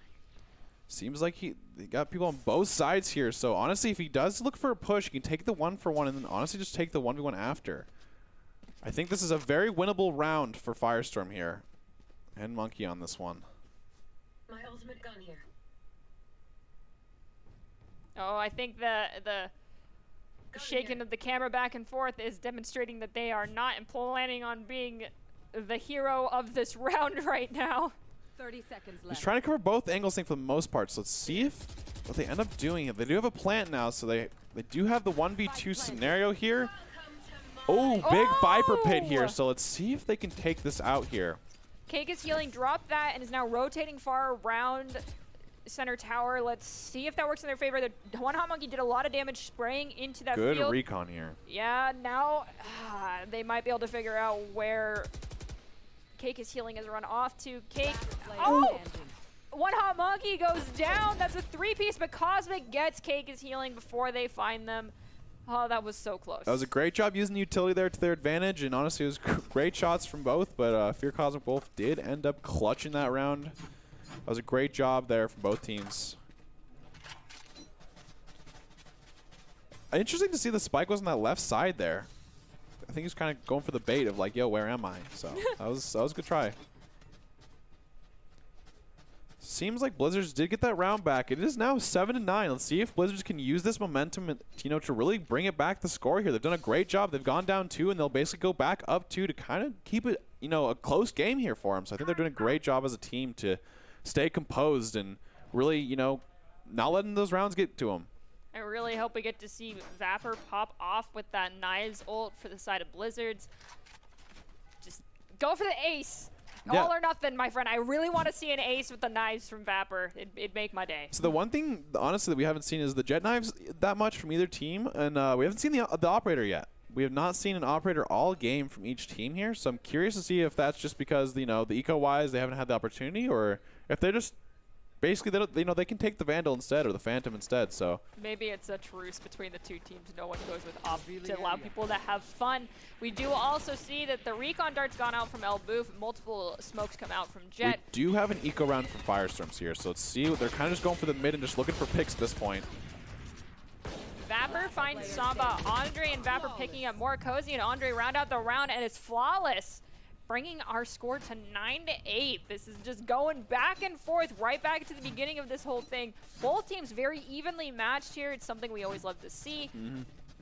I think, once again, these teams, for these ecos, they're doing a great job. Like, Blizzards right there did a great job of not losing anyone. So their eco can stay strong, and now Firestorms are going to have their full buy now. So this is a very big round for Firestorms here to make sure they can keep the momentum to end the game here. Because if they lose this round, they basically have to go back to, that last round, just go for another eco. So it's going to be a big round for each team right here to see who can kind of get the momentum going into the last couple rounds. We did hear Knives come out from Vapor. Vapor finds DTX, and now One Hot Monkey is choosing to pop their ultimate here, just basically closing off this entire entrance point. We probably will see a rotation come out from the other side. Yes, we do. Firestorms is choosing to rotate. They are down 1, so getting into a site is going to be important as Andre finds Elboof. Now the manpower is drastically tilted in favor of the Blizzards. Yeah, it seems like Blizzard's doing a great job just defending these. Oh, that's a good res. So back to 5-on-4. It is definitely a more favorable outcome than a 3v5 on a map like, Breeze. They are going to look for this B push here. Oh, good defensive ult here from Cozy. Let's see if they can defend it, though. That's going to be the biggest part here. Nice pick there. And now it forces kind of the Blizzards to go on the defensive here to get out of the circle. It is going to catch one of them, but seems like they're kind of far back in a safe spot here. So Cosmic going for their shock dart kills, does get flashed in the process. Blizzards are still up by 1. Jet still has those knives online They also right have now. a flank right here. Let's see if they end up catching one Go Vapor. couple. Go Vapor! Oh. Cake did a great job of securing that kill in the flank here. Fear just doing a great job of holding that defense for the rotate. Let's see what they end up doing here. Oh no, Killjoy is face to face with DTX off screen, and they did take down Cozy. Cake is healing, going for the plant. It is 2-2. Smoke comes out from Jet to defend their location. That's some great teamwork we see right there. And now, oh, this is going to be rough. Yeah, Cake does have full utility here, whereas Monkey does not. So I'm curious to see, they just got to really play the gun game here and just try to outwin them. They are splitting up here. Let's see if they're waiting for a timing. Oh, Monkey is getting closer for this flank here. Great job for one. Nice. There should be enough time to hit the defuse on this one as well.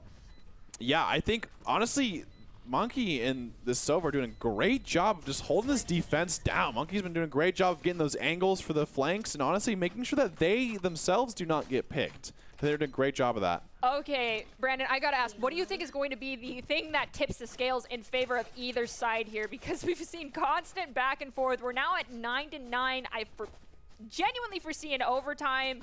And if I don't, I'm sorry to anybody that's playing on these teams. You can say I cursed you. You can drop it in the chat. I will full take responsibility. But if we are going to go into an overtime, what do you think is going to be the ultimate deciding factor here that determines who comes out on top? I think right now it's been the utility usage, right? There's a difference between just throwing utility out and just kind of throwing it to throw it and actually doing a great job of utilizing the utility. We've seen a lot of big swings of these rounds that are just, basically 4-1s, 4-0s of basically all the utility being used in succession of what they're trying to attack on. So I'm curious, that's going to be the biggest thing I think we're looking out for. Oh, one hot monkey got really close there to Boki. The jellyfish has been used from the Blizzards. Knives are also online for the Firestorms right now, currently in use, I believe, from DTX. We'll see if those come in handy. They are still mainly rotating together. Jet is semi-in mid, but still close enough to their teammates to be able to call out if they're going to be flanked. But we do see Killjoy right now for the Blizzards is on a long flank. Cozy, what is your plan, my friend? Looking for a big flame. Cozy gets the pick. That's great. And honestly, Cozy does a great job of just backing up immediately. Just go away. Just go away. Take the 1 for 0 since you are defense, so you just got to hold those angles. They are looking for the A push, though. Samba did take out Fear. Elboop found one hot monkey. Loki was helping. Oh, dude. Andre! Oh, Andre is just going crazy with this. Will Andre be able to find another one, though? Elboop. Good flash. Looking for the 4K. Ooh! Andre did a really great job for Blizzards just taking that extra step to have the round to go up 9-10 right here. I think Blizzards is the first time they've gone up in, basically this entire second half here. So I think that was a huge round. Right there, I was hoping Fear Cosmic would find a Shock Dart kill to be like, yeah, I have one more than the other Sova, but Andrea had other things in mind. Yeah, Andrea played that really well. Seems like they're playing the Sky, doing a great job of utility. We saw the Wolf last round on the minimap there, kind of just catch out and see those two sitting outside of A, so I think that was a great job of using their utility to their advantage there. Okay, we saw the flash of the buys that occurred that round. It looked like for Firestorms, very few armor, if any, was purchased there, whereas Blizzards was able to go for a full buy, so already things are not in their favor. Vapor finds Cozy, and Cozy finds Samba. Cozy with the 3-piece right now will be able to get the 4. And Dapper's looking for that last one. They want that. Oh, who's going to get it? Vapor's going to be yours. It's going to be Cozy. Never mind. It's going to be one hot monkey closing out the round, so neither one of you, both of you were trying to go for that hero play and take him out. We saw you. So the one thing was that they did have an eco round on the side of Firestorm there, but I'm curious, I really want to see them use this full gun buy round and really use it to their advantage. It seems like these rush plays have not been working in their favor for these attacks, so I really want to see what they're going for mid, or using that mid utilization that I was talking about earlier, right? Because it seems like this mid has been very untouched, and that's why Cozy's got that flank that last round, and it seems like it's really hard for them to get the multiple angles on Breeze rather than just playing that one. Darn, I don't think we're going to get a flash of what was fully purchased for everybody. But yeah, it does look like we've got full buys, possibly some half buys for Firestorms. They do also have 2 ults online, so they may be able to use this to their advantage while they're going in for this plant. Hunter's Fury and Venom Cloud can be very detrimental to anyone trying to hold down, as Andrea finds 2. Boki finds Dapper, though. Now it's 3-3 right away. Ooh, that's a big one. Cozy taking out Bofi. Seems like these rounds are going extremely fast here. Both teams are just going, oh, we got an operator on Fear here. Go for the big play. Oh, using that drone to get some recon. Great. They're going to find El Boof. Cozy, unfortunately, was just cannon fodder there. I'm not sure if they were able to fully identify where Viper was standing during the Venom Cloud, but they probably are aware that they were dead center in the middle. And hopefully they predict the back out wraparound here that we pseudo see coming out. I will say it's very unfortunate they decided to buy an op on this round specifically. You have the Viper Pit, which makes ops very hard to utilize in a round like this because you'd get really close to see those clouds. The shock dart, unfortunately, was too far to the left from Fear Cosmic's perspective to get anybody. Yeah, it seems like they're just saving this operator here. Just save it and get out. The one interesting thing that I'm seeing is you know, Fear had the operator the entire round here, right? And I think that with the operator nerfs, I think it's still fine if you're very confident, but I really think Jett just utilizes the op in such a way that it makes it very, very hard for the enemy team to attack because you're always going to basically be trading 1 for 0 on that operator kill with the dash out. And I think that's what makes the operator so valuable on those Jetts is it's really infuriating to get those picks because you can't really take advantage of the operator's, you know, weaknesses. Okay, but hear me out. I feel like the operator is when someone who has great crosshair placement like Fear Cosmic or some of our other even Sova players and Jett players and some Reynas in Esports Tower, like the thought of them having the op and knowing they're still alive with the op in the next round can be enough of a oppressive thought in your mind to actually change how you're going to go about attacking a point. Absolutely. It seems like on Firestorms here, they have an operator on that Viper. So they are trying to basically play one operator each side. We haven't seen it all game now besides the last 2 rounds, but it seems like there's one on each attack and defense, and we'll see how they end up using it. Big Hunter's Fury. Okay, I think doesn't know where he went. Nope. There was a recon dart out, and thankfully One Hot Monkey managed to get rid of it in time. Andrea's gonna hawk a few people. I think they got a couple of them were blinded, but using that dog here for a big concuss here. I think they concuss at least 2. And now it seems the Blizzards are on the retake here. Andrea unfortunately did go down to DTX. They were on that point by themselves for a little bit too long before their team managed to make it in. We see Jellyfish go out. One Hot Monkey already took one out. Basically aware that everyone knows where they're at. The Defender Killjoy has now been popped. This is going to allow an opportunity for Blizzard to rotate in and possibly just fully bunker down on the point and try to get the defuse. They need to be careful though and watch for anyone trying to out-rotate them and to prevent the retake happening. Seems like they don't have any mollies. Okay, they did. It seems they did have lineups there, so we'll see how it is halfway. If he sticks it, they can, and he does stick it. That was, you know, the crazy thing is Blizzards they had Viper and KJ. It seems like they didn't have the lineups necessary, or they didn't have the utility from previous in the round to actually end up holding that down. But that was a great take from Blizzards there. It was a great KJ ult to really sway the round in their favor to just, you know, force Firestorm back in a little tunnel and just kind of all kind of singular, like, you know, form with that 1 point. There has been some very bold defuses happening on both sides here during this game. I love to see it, but my goodness, you must be having some severe anxiety during those moments. Well, hey, you do know what they say. Pros don't fake. That's what they do say, that you hold it down and people are always going to think that you're faking it. So, and we can see that it's coming. It's, you know, it's happening. Great hold from Cozy here. Bofi, Cozy, nicely done. Andrea does go down, but Bofi will res Samba. Cozy picking up the 2. Oh, aw, dang it, Cozy. I was hoping you get the ace, but El Boof has other things in mind. One Hot Monkey finds one, and Vapor finds one as well, and that brings us to the end of our round. Congratulations to Team Blizzards on winning out against the Firestorms. That was a great, fantastic game from Blizzard. They really showed a lot of composure because they were down a decent bout. I think they were down 3 or 4 rounds, and honestly, that second half, it seems like they couldn't get that, you know, those couple rounds at the very beginning, but they ended up staying composed, using their ults, thinking together as a team. They end up coming around for that big win for them. Well, other than being able to work together with some fantastic players as well as great coaches, if you want to be seen by expert college recruiters, talk directly to esports industry insiders like pro athletes, team general managers, and game producers, then you definitely need to join the club. The Esports Tower helps players get insider access to industry insights with our featured rumbles. Recruiters are taking notice of these events as well. It's a great way to score exposure if you're looking to start your path to pro or land a collegiate scholarship. Check them out at esportstower.com. All right, okay. The one thing I have to say, because you kind of pseudo brought it up here, is the fact that despite Blizzards being down quite a bit at the beginning, they brought it back and ended up winning. And there's something that, at least in every game except for League of Legends, is applicable. And I say that because last week I was actually corrected that you don't play enough League, which is it's not GG until the timer hits 0 or the round is actually over. And of course, you do have the surrender option in a few games. But I feel like definitely you don't want to give up until it's absolutely the time to give up here. I think Valorant's a really cool game in that aspect because in games like League and other games that have really big snowball effects, like once you're down a certain amount, it's really hard to come back. But in Valorant, I think it's a really cool opportunity where you can just you take that extra round, you save the round, and then next what? After that, you're in an even playing field with the enemy team, and you have everything you need in terms of like even playing field. So what it comes down to is team play and individual play at the end of the day. And because of holding out and making sure you didn't call GG till the last second, Team Blizzard will be able to we'll move forward into our semifinals. And here coming up, we're going to have our first semifinals match. But before that, we're going to take a quick break. So make sure you come right back here in a few short minutes to see how the rest of this evening shakes out.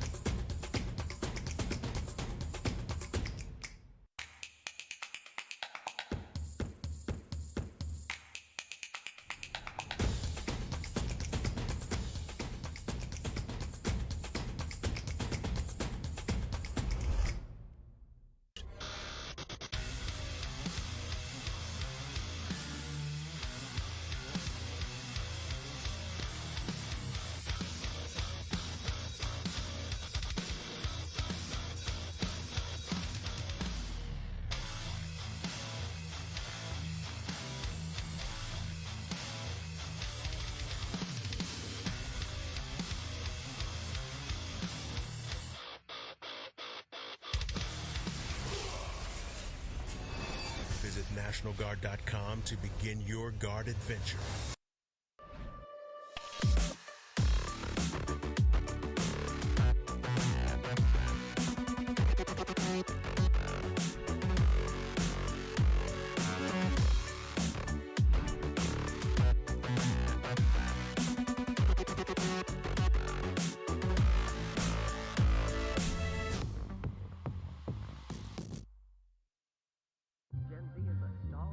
The news says Gen Z is struggling. I've got news for them. I wait tables, but last week I built a field hospital. I put out a forest fire. I stopped 1,000 attackers. And a natural disaster. I've saved lives. And led a team on patrol. I serve. Well, I go to school full time. While I work full time. The greater the challenge, the stronger we become.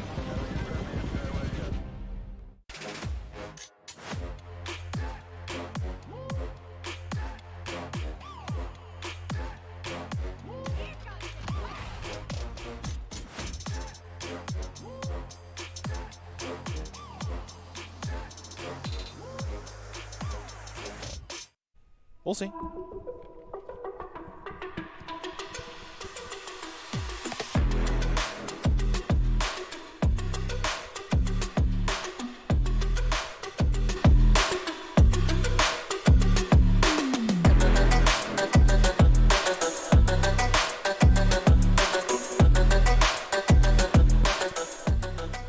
Welcome back to this broadcast of the Esports Tower Rumble in Valorant. We're broadcasting it from the Boise State Game Pants Esports Arena. And we are about to see if our new team of the Infernos that can make it to the grand finals in their first Rumble, or will Surge White cool them off and make it into the grand finals themselves? I'm your host, Artie Nerdy Bird Rain, and joining me to call all the action is Brandon Red Hot Koziancic. how you... Okay, you've seen 2 games so far. You haven't seen Surge White just yet kind of going full throttle in all of their glory. They are a team that a few times thus far has definitely shaken things up quite a bit. Most notably was all of them picking the Odin and just mowing down the entire enemy team at one point. It was beautiful to see. But since this is going to be a new team for you, what are you hoping to see from them? I think it's really just depending on the map. I think we're on Icebox today. Yes! So honestly, the biggest thing about Icebox is using that vertical to your advantage, right? Having multiple angles for the same basically same area. So they have to go, they can't just, get the 1 for 2 or the 2 for 1 and stuff like that. So I'm curious to see. I think Inferno is a really good individual team.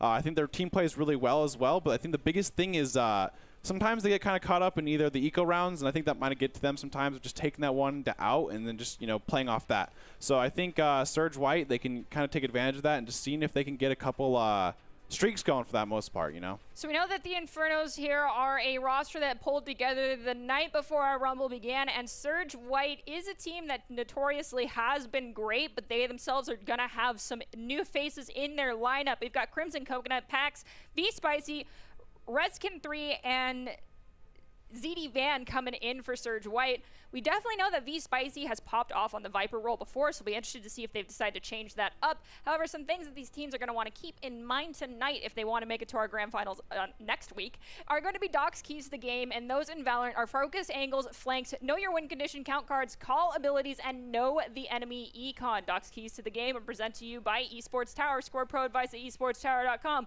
Improve your game sense, improve your team play, and improve your performance under pressure. You'll get matched with great players and professional coaches to help you rank up.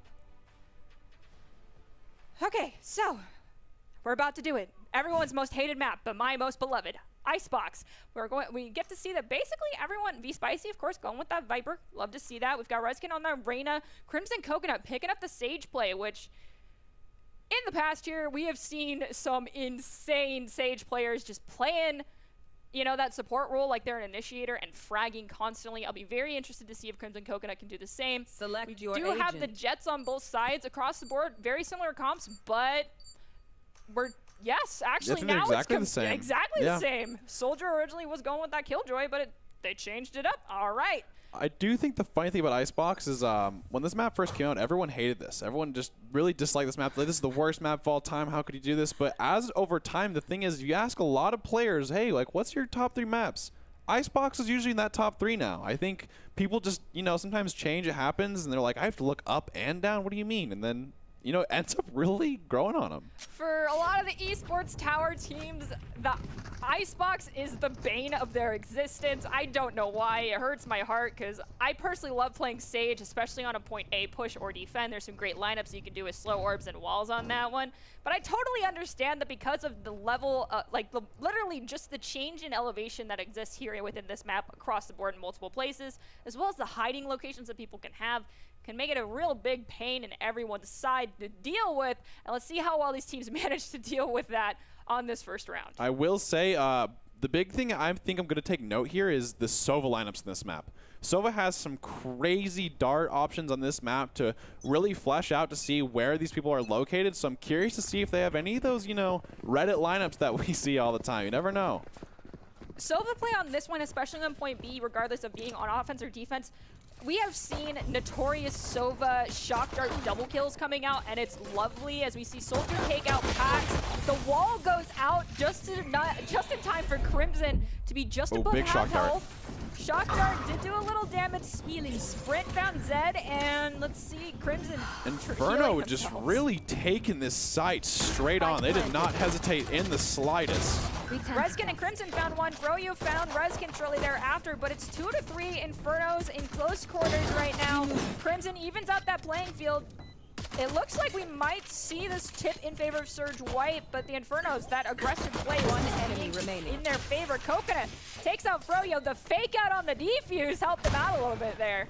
Crimson is doing a great job with this pistol gameplay, using those classic right clicks to their advantage at this point. Going for the Viper on the outside to see if they can stall for this defuse. I think they should just, they should just hold that right there. Great job from Crimson this round.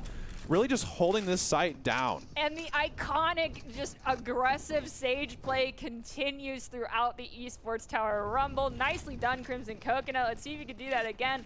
And I won't lie, I'm very shocked that you managed to stay alive as long as you did, because you took a lot of fire. So Crimson did a great job just kind of firing off a couple, shots to make sure that they're not holding any angles. But I will say, I think the classic holding with just that right click, there was no left clicks there for the most part. Just basically all those right clicks in close quarters and get those couple kills going for him.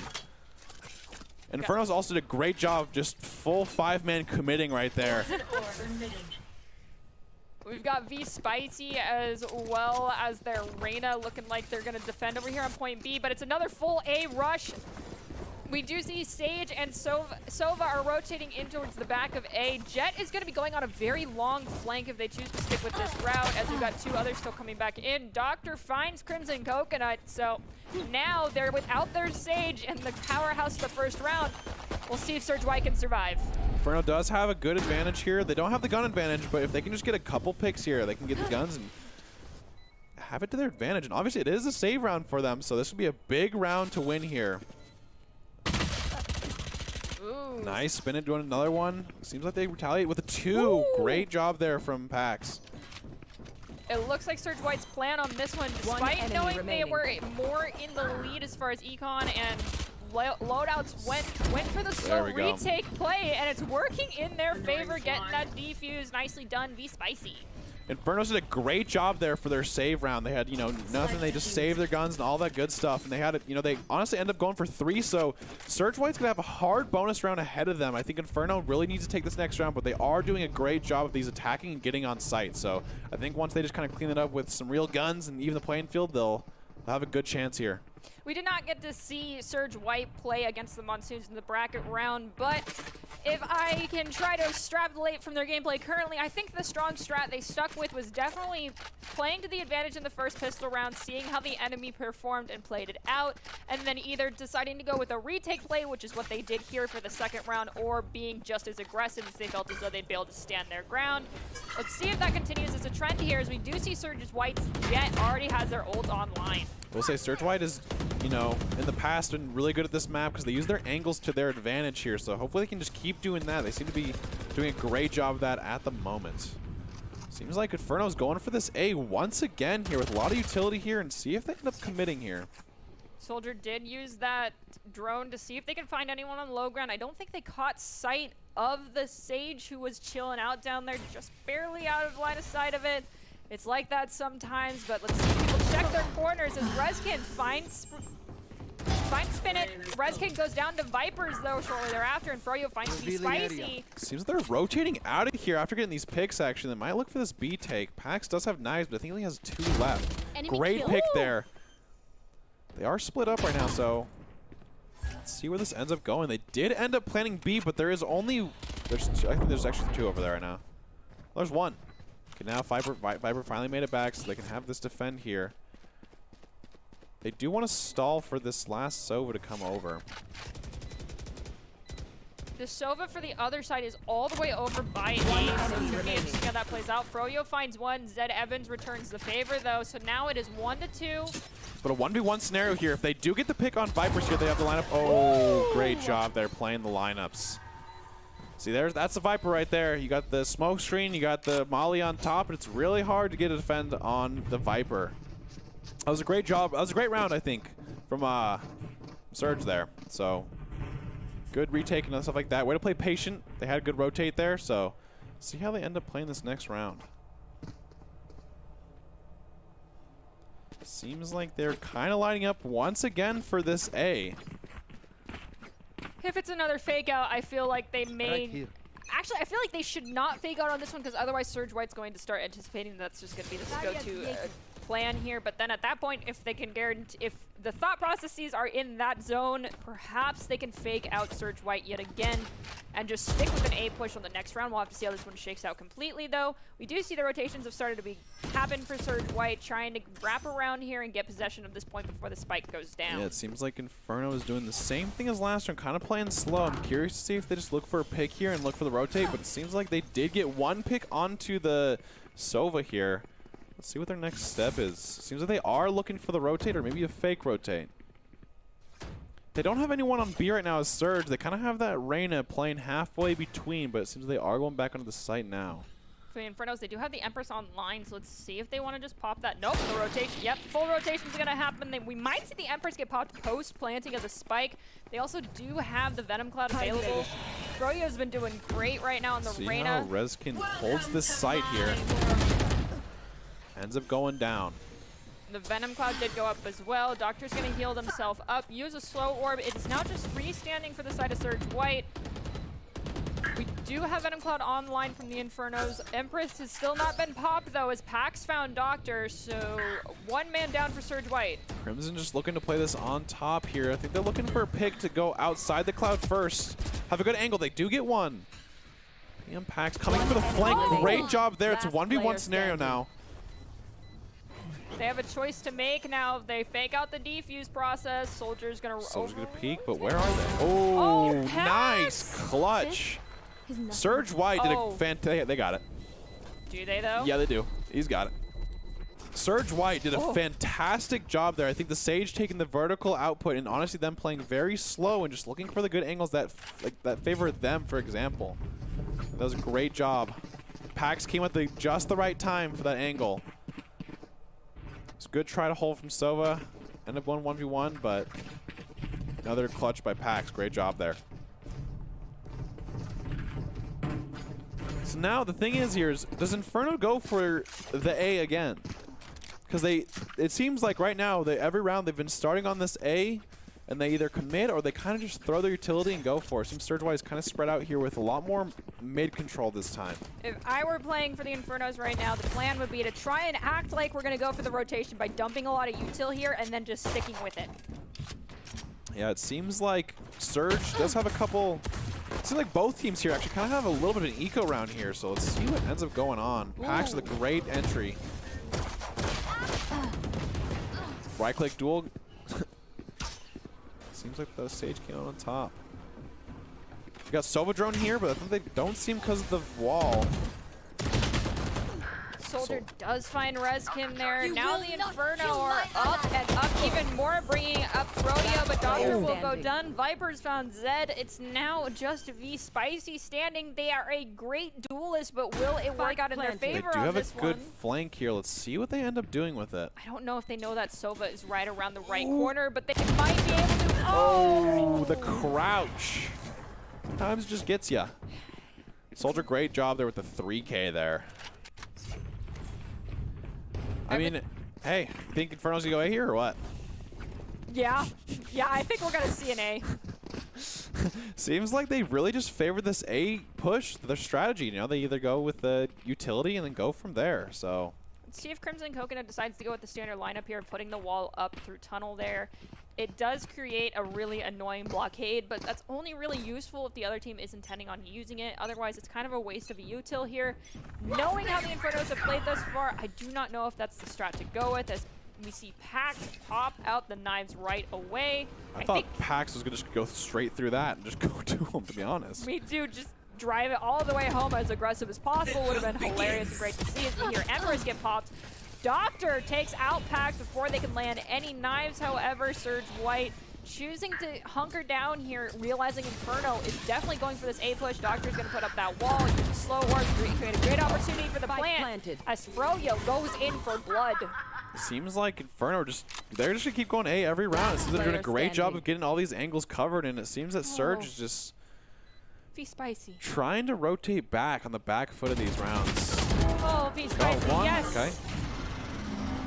Honestly, at this point, you know, when you go the same spot for 4+ rounds in a row, you know, I think it kind of starts taking a toll on the enemy team here, right? Because Surge is defending here. They're like, well, they've gone A almost every round here, but what happens if they go B this round?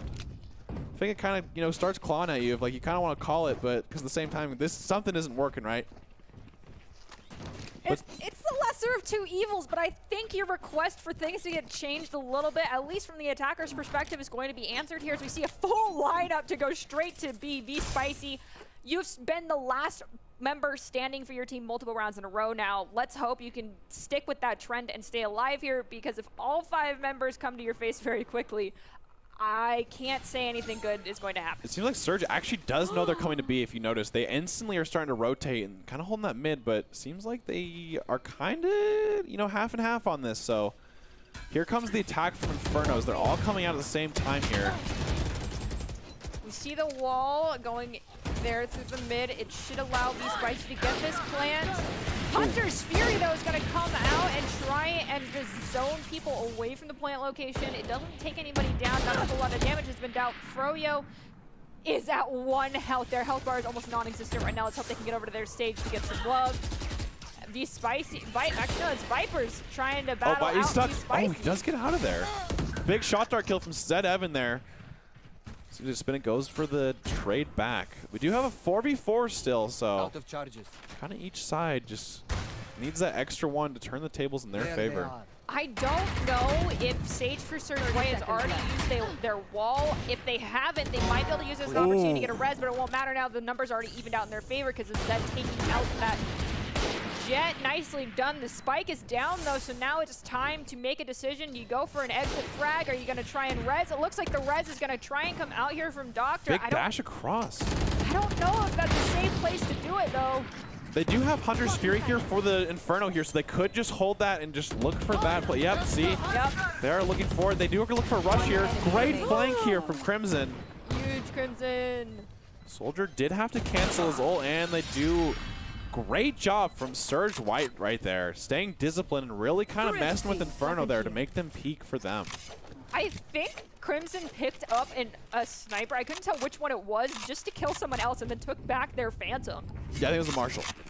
Yeah, yes. it was a Marshall. That was a great Viper roll right here too, by the way. It's really hard to actually get any info here, and honestly, the fake's good because they want to make sure that they see if they can bait out that Hunter's Fury, and they did. So. All right, V-Spicy, here's my challenge. Go find Vipers first and take them down before they take you down. Get the first blood of this next round. I want to see you pop off. Seems like just after that, Infernos is going back to what they know. And that is A.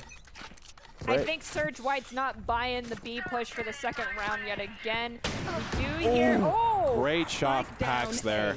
Has the operator. Doctor's going to go down. We see the drone's been thrown out there from Sova on the Infernos. So they've got some information. They probably know where Pax was standing. Reyna is very low on health, though, and has no options to get assistance on that. Oh, nice shot there. As this, as the flash is coming up here.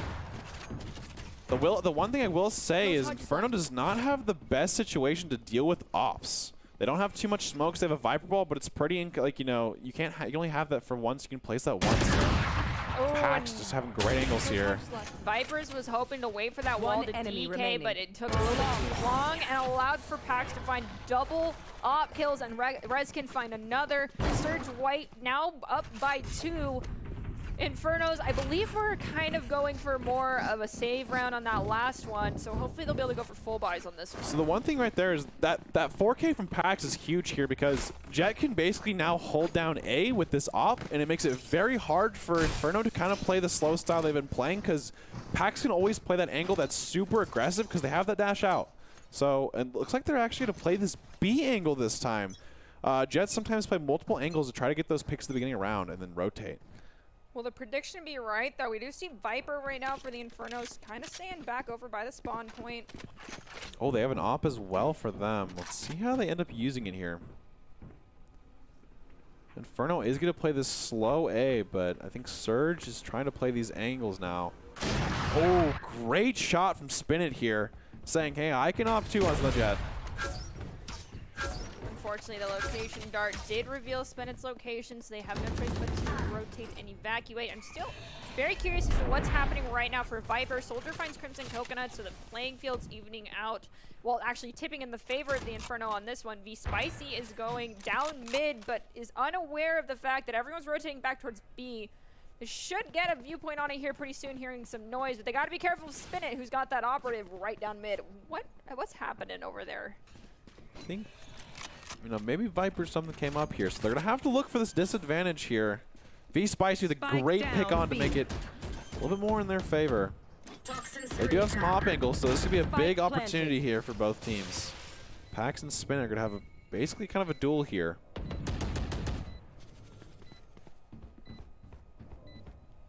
starting to close in here. The time is ticking down, so you know, coming here pretty soon. They're gonna have to make their move if they have enough time.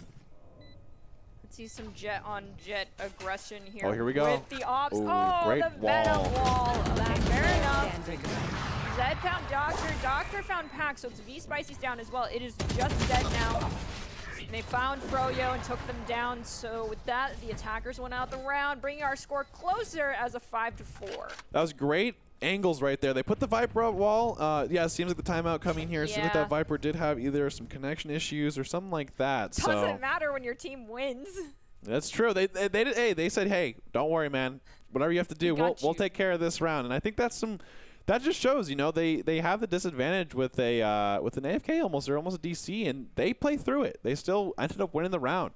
I will say, I think Surge is doing a fantastic job of really making it hard for Inferno to kind of find a good spot in terms of, you know, how their attack patterns is. Inferno is also doing a great job of reacting to his Surge's play. So I think it's been a great back and forth here on this first round of Icebox. Pax, once again, it looks like they have that operator ready to go. Viper's online again. The spike's not been chosen by anybody yet, though, so let's see who ends up standing ahead. Oh, that sucks. This is a little, kind of a hard angle there. You have to have that bounce at the very top of it to get it so it hits the spawn, but it seems like it did hit top. Pax is going to be holding B once again, which was interesting. He did have some good success on A, and so it seems like he thinks that he trusts his team to hold that down for him. Well, all they need is one pick, and they also have knives ready to go. So, honestly, solo in it seems great as Redskin finds Froyo. Soldier seconds Redskin right there after. The shock dart goes out, doesn't pick up anybody, doesn't do any damage. That's all right. And the rotations have begun as Doctor reses Froyo. If only Sova stayed there a little bit longer and could have stopped that from happening. They do have a counter res from Surge here, so let's see if they end up going for the res strat or if they just kind of end up going for the 4v5 and maybe looking for it later down the line. Good eco from the good, you know, recon there from Sova, getting the jet down so they can't get any good picks off this op.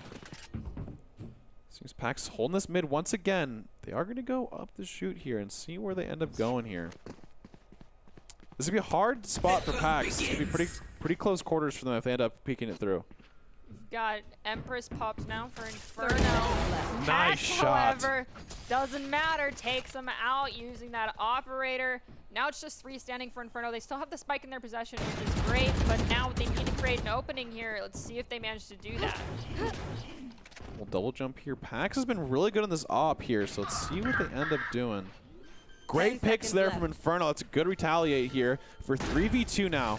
They do have the wall this late in the round. That's a great. Oh, good trade. They have a 1v2 here. I like this decision. I think the op here is it's better to play the Phantom for the 1v2. They do have knives, but the thing is they don't have utility here, so I think the knives are not worth the play. Yeah, the double updraft was strategic, but unfortunately would have been useful. Now Soldier found Pax, and with that, the attackers went around, bringing our score to 5-5. Yeah, great crossfire there for holding that angles. They made sure that Jet had no opportunity to get in there and try to get that cheese, you know, or anything like that. So I think that was a great job. They're coming from Inferno. Unfortunately, now Pax will not have that operator on this round, so that oppressive force they managed to put out on B will not exist. Let's see if maybe one of their teammates is kind enough to buy it for them. I don't think so, because of how few rounds we are into this so far. I would just vote not to go with the op and just admit that Spinet's going to have it, and you need to just counterplay that without the op. I will say Spinet had a great angle right there to make sure that they couldn't go for that Sage res, and he was there if they did go for it. Oh, great headshot from Rezkin there. That's going to be a huge opportunity there for him. Oh, retaliates with the Hunter's Fury. Vipers finds Pax, and the Hunter's Fury picked up Rezkin as well. The spike's been picked up. That's great. Surge White has 3 alive, while Inferno has 4, but the res is still on the line, online for Surge White. Let's see if they can pop it here, or if they are not going to be able to help any of their downed comrades. I guess Shocker, that's a, oh wow, that didn't actually end up hitting and doing damage there. It must have been right on the outside of it. Good res here from Crimson. They do have a 4v4 now. Let's see if they try to split angles. They are going for the option of just all going into the same spot, and they are going to use the, I think it's a defensive Viper Pit here, yeah. Pax found Soldier though with the knives. Zed goes down to Froyo. Both sides equal agent numbers on the field. Let's see if the knives work. Froyo found Pax, unfortunately, so now it's just 2 standing for Surge White, and the clock is ticking down. It is time to gain Surge. See if Spicy gets any of these kills. Seems like not. That was a great round from Infernos right there. At the beginning of the round, they had some good trade back and forth. The Hunter's Fury did a great job of catching that Reyna, so she couldn't actually end up getting healed up or anything like that. So this is going to be the final round of the half, and this is a very, very close game here. So we'll see who ends up taking it for that. You know, it could be even. It could be that one up for your Inferno. We've got Empress online for Surge White, and then for the Infernos, they have the knives ready to go. Let's see if either one of those is going to be used to create any major main advantages here, or just be an oppressive force in the field. Yeah, I don't know if the ops are still in the field. I think both are actually off the field here, so. Reyna did pop their Empress, so I believe I think Surge White might be choosing to try and be a little bit more aggressive here. We do see that they're all a bit spread out, which could spell doom for them. Pax is right by the Viper. Let's see who spots who first, and Vipers finds Pax first, unfortunately. That was a great job from Vipers. Just really hold that angle to make sure anything happens. And neither coming out here. Oh. See that the Empress is out. He does have an op, so it's kind of hard to get this pick here. Rezkin could do some big damage here. Does have the... Uh-oh. Yeah. Kind of got caught in that the ghost form, so it's a great try there from him. And now let's see how they defend here. It's a 4v3. Great shock dart. Overheal is a great ability, but you have to pick and choose when you're really going to use it. And right there, when an enemy is looking at you through their sights, it might not be the best option. Yeah, let's see. They're coming in here. Zed Evan has done a really good job of these retakes, so let's see if he can end up taking the lead here. Great pick. They're going to run him down. Spicy had like a sliver of health left in that corner, and 3 were pushing in on them. Switching sides. There was not much else you could do there, but now Surge White gets their opportunity to go on the offensive. Are they going to follow what Infernos did and just rush A, or are they going to go for the slow and steady pace that we've seen in the past here? Oh, maybe we have a possible disconnect on Pax right now as they are just staring their Sage in the face. I think maybe it was water break, you know? Yeah, something like that. I mean, halftime does take quite a long time, so if you sprint right away, you can get it going. So the one thing I will say is Surge did a great job of kind of playing like a migrate play style, right? They weren't really kind of holding anything. They weren't stacking anything. They were kind of just played to where Inferno were going. One thing I do want to see is how Surge ends up attacking. Inferno kind of always hit that A every time. Seems like Surge is doing for a split, kind of a standard default action here. So we'll see how that goes. It'll be interesting to see if they're deciding to do this just to get information on where everybody is standing, or if they're trying to change things up. As Proyo finds Pax, and it looks like most of Inferno has already started to rotate towards A, with the exception being their Viper, who's staying more towards B, being like, I don't know if that's actually the play here. The close-off has begun between the Sage and Viper, as well as the Viper for the side of the Infernos. We'll see how that 2v1 duel goes down. Yeah, it seems like Inferno is actually rotating hard to this B here. They do have Spike here. They do get the pick here. Let's see what they end up doing. Seems like Inferno's is starting to rotate over. Surge is now in position to hold this defense. Great wall right there. Choosing to use that wall as a more of an offensive ability there from Doctor. Was great to find Rezkin, but not we'll see if it works out to help with the defuse. Soldiers going in, fakes it out a little bit, tries to pick up some people, but is going hard for it now as Zed finds Froyo. Soldier, once again, took their finger off the defuse trigger. Spin it, finds Zed. Soldiers halfway through, and it looks like the round will end there with the defense of the Infernos coming out on top. Yeah, I want to say that Doctor's Sage wall for Inferno there was huge right there. They made it so they couldn't actually end up setting up the defense hold with that offensive Sage wall. I think that was a great job of just, you know, holding that thing instead of just kind of putting it in, just, you know, leaving it off somewhere else that doesn't get used. So the big thing here is, what are they going to try now? Big pistol around here. They are saving now. I wonder if we're to go back to the kind of the style we've seen out through the day today of, hey, let's just 5 rush and look for any picks, or if they want to kind of just play methodically. But it seems like they're going to go for a 5 rush B here. See if they'll manage to come out with a thrifty because they win out on this one. That's always a fun little thing to hear. Viper does have the spike, so they're going to be the one who has to be the most careful on this push. Vipers is going for the wall bangs. I don't think they got any damage out, but Soldier does find the spicy. Crimson Coconut finds Soldier in return. Sage did pick up the spike right there after, so they don't have to worry about retaking it away from someone defending it, but we've got Spin It with the Marshall finding Coconut. Now it's going to be difficult to pick it back up. They use the smoke.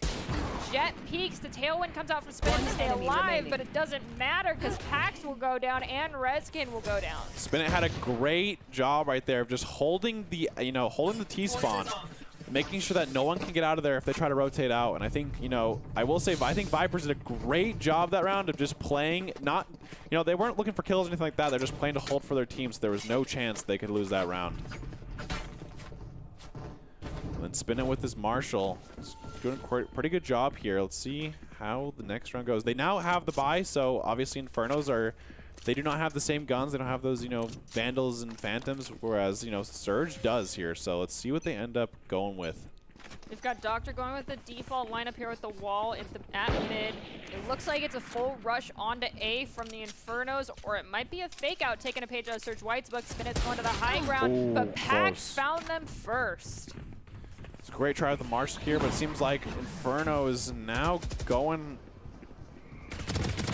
rotating here. Okay, great picks here from A. Seems like they're having a really great eco round here. They do have guns now, so they can just hold them here and look for the round. Last player standing. Oh, it is just Vipers now. Oh wait, never mind, it's just Reskin. They find one, but Froyo finds them shortly thereafter, bringing the Infernos up by 5. This is a difficult situation to be in for Surge White. Yeah, those are great 2 kills there from Soldier. Those are huge, swings in that round there with the 2 kills from the Sheriff there. Honestly, that was huge round for them. Infernos had a save round there, whereas they had a bonus, whereas Surge had the full-on buy. So now they're at quite the disadvantage here with the eco-wise. They have to have a big save here. The one exception being Reskin pulling out a sniper rifle. The rest are going to go with the pistols and some light armor for a few of them. The other ones opting to go with no armor. This is going to be difficult, but it looks like they're going for a full rush onto B. Less high ground to have to worry about. Fewer angles, but it does make it harder to plant. Viper just holding this down. Everest has been popped now. Froyo finds Pax. Through the smoke. Yikes. I like that play right there with the ghost form, just checking around the corner there and then going back through. Great trade. Spike down B.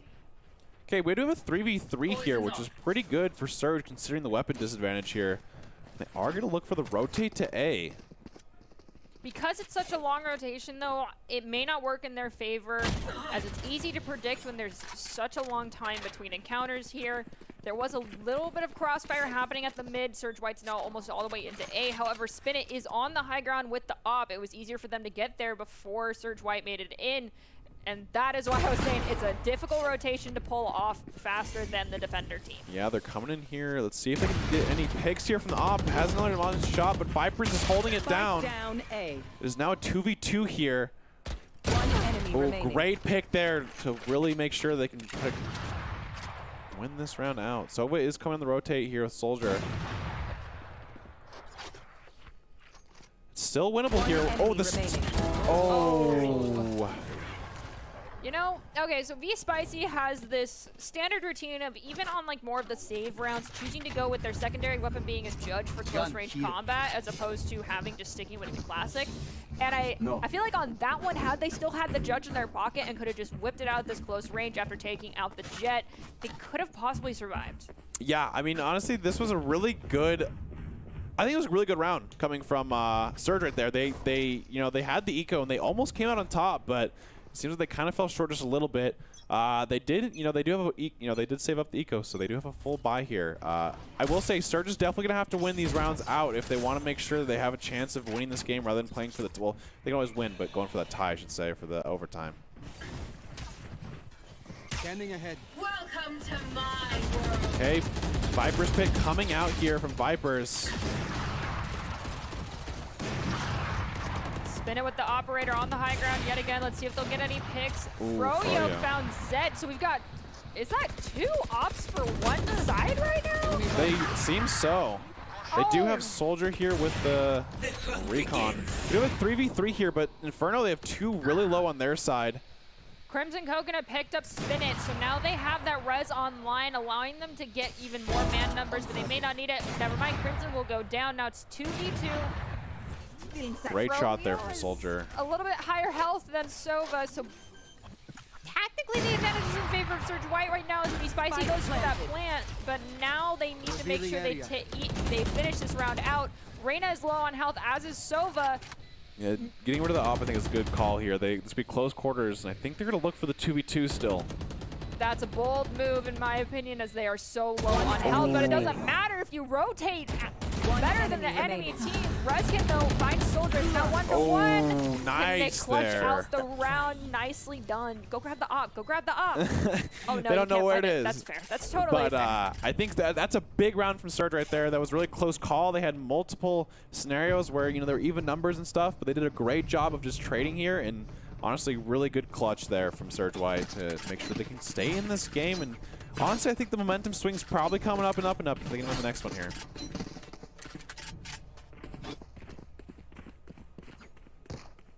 Seems like Soldier's been having some really good aim here on the Sova, so they do have both Sova ults here. The Hunter's Fury is definitely both up for both teams, so curious to see if they, you know, use that for offensive or defensively here. There's a res on both sides as well. Pax is just going to finish out there. Oh, another entry. Get out of my way. Well, yeah, no res available for anyone. We do see that knives have been popped for Inferno and for Surge White. Now 2 have gone down for the Surge White side. Reskin, unfortunately, met their demise to Soldier. Surge White is going to have... It's going to be difficult to play for this one as we have Pax rotating far around up through the midfield. Takes out Vipers. Really low. That one pick's really good now. They did almost get the Sage down as well. Now they're going to use their heal and sustain themselves. Wall goes down. I'm sure Sage is aware of that, so they'll probably be... Yes, they already have a teammate stationed is and ready. holding this angle here. Oh, they looked away. Okay, they still got it here. 2v4 here from Surge White. Seems like they're just going to kind of... Oh, 3v2 now. They did not plant the bomb fully yet, or the spike.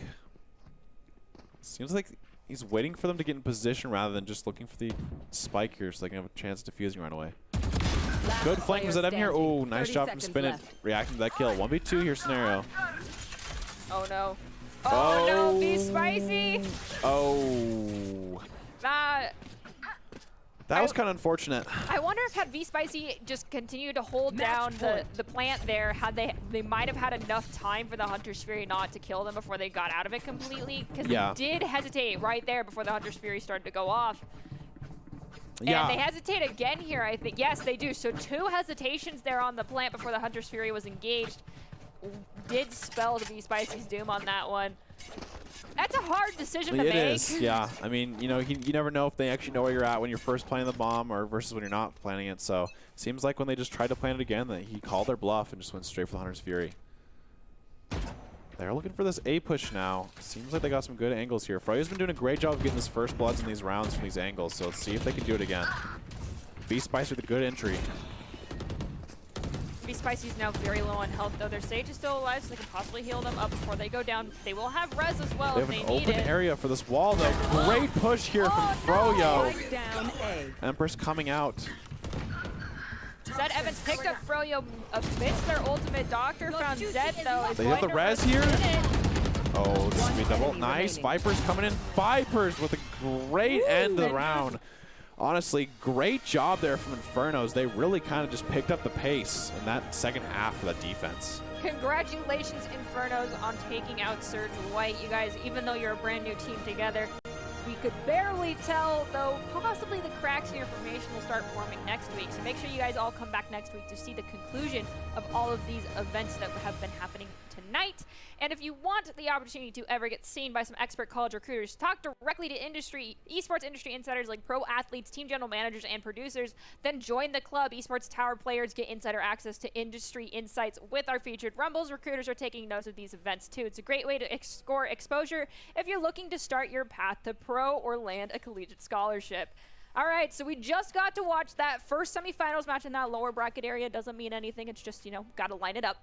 The Infernos versus Surge White. The Infernos move on to our Grand Championships. Blizzards versus Monsoons Red will be what we get to watch next week at the beginning of our broadcast on Monday, so make sure you come back here to see how everything concludes and determine who will be our next champion for the Valorant Rumble for our first week here in the fall. And technically, it'll be our first new champion in a very long time since the Landslides got to enjoy a nice vacation. But beyond that, do you have any takeaways from tonight, Brandon? This is like our first broadcast together, and I think this is your first Valorant broadcast, at least, as Esports Tower goes. So how do you feel? What really stuck out to you? I think it's awesome seeing a team like Inferno. It seems like, every game they play, it seems like they're actually getting, better as a team. And even these rounds, right? It seems like that first half of that game was so close, and you really didn't know who was going to pull away. But it seems like Inferno kind of just, hey, like we can work as a team here and end up closing out in a honestly pretty much dominating fashion. That second half was pretty one-sided towards Inferno there, and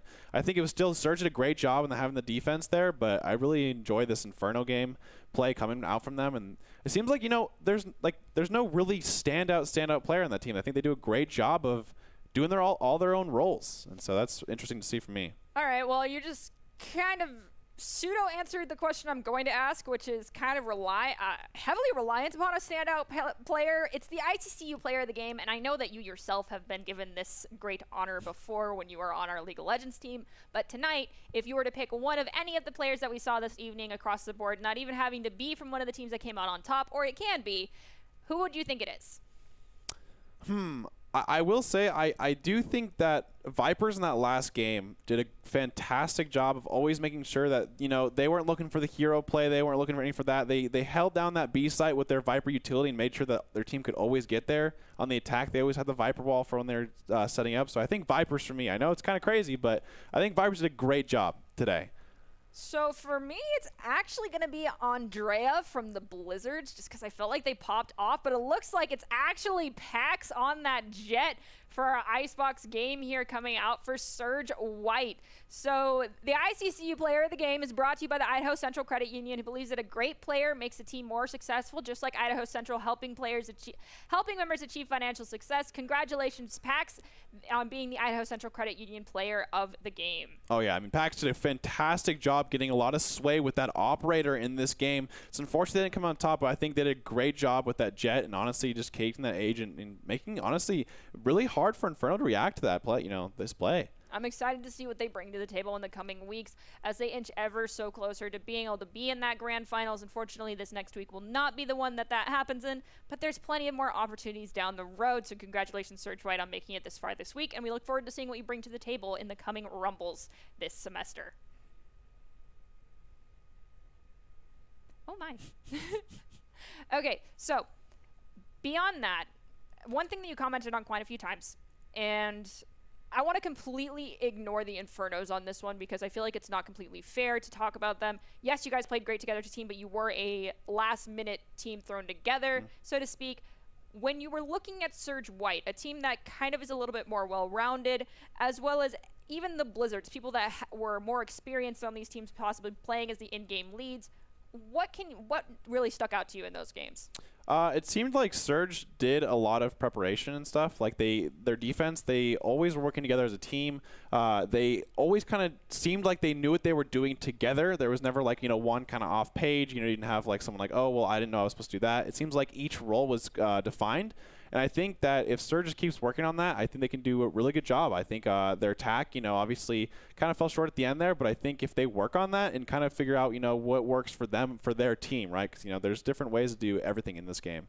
And I think it's really interesting to see if teams find that identity for them that works out the best. Okay, there's your takeaway, everyone, coming out from the one and only Red Hots. You need to find your identity within this game and play to your strengths. This was a very exciting night and a great way to kick off our entire Valorant Rumble for the remainder of the semester and to watch our bracket stage break down. And next week, we'll be going into our grand finals. Congratulations to the Infernos on being the first team to qualify for the grand finals. This is their new roster that's looking really strong for the first week as far as a brand new team can you know, in general, be looking for their first all-together game. And we'll be back next week with the conclusion of our semifinals matches, with the Monsoons taking on the Blizzards for the last spot in the grand finals and a chance to qualify for the BFC Valorant Cup. As a reminder, we'll be hosting the conclusion of the Esports Tower Valorant Rumble next week on Monday at 6 p.m. Eastern Time, right here on the Boise State Twitch channel. Join us to see how everything shakes out and who will take home our 8th Valorant Rumble Championship and qualify for the BFC Valorant Cup.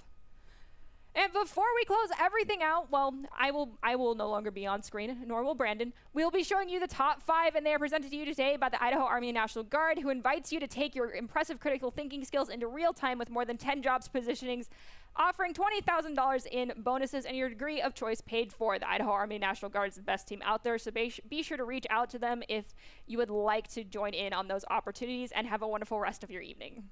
Have a good one.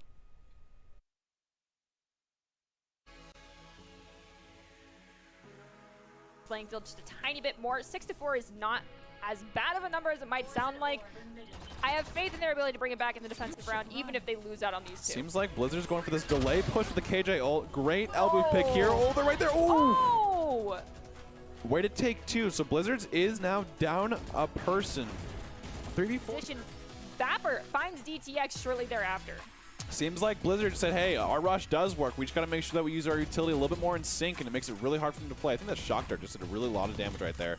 Elbow with a great pick. Oh, flank right there. See, that's the one thing about Breeze is there's so many different flank options that if you could just have that. Sage did pick up the spike right there after, so they don't have to worry about retaking it away from someone defending it. But we've got Spin It with the Marshall. Finding Coconut. Now it's going to be difficult to pick it back up. They use the smoke.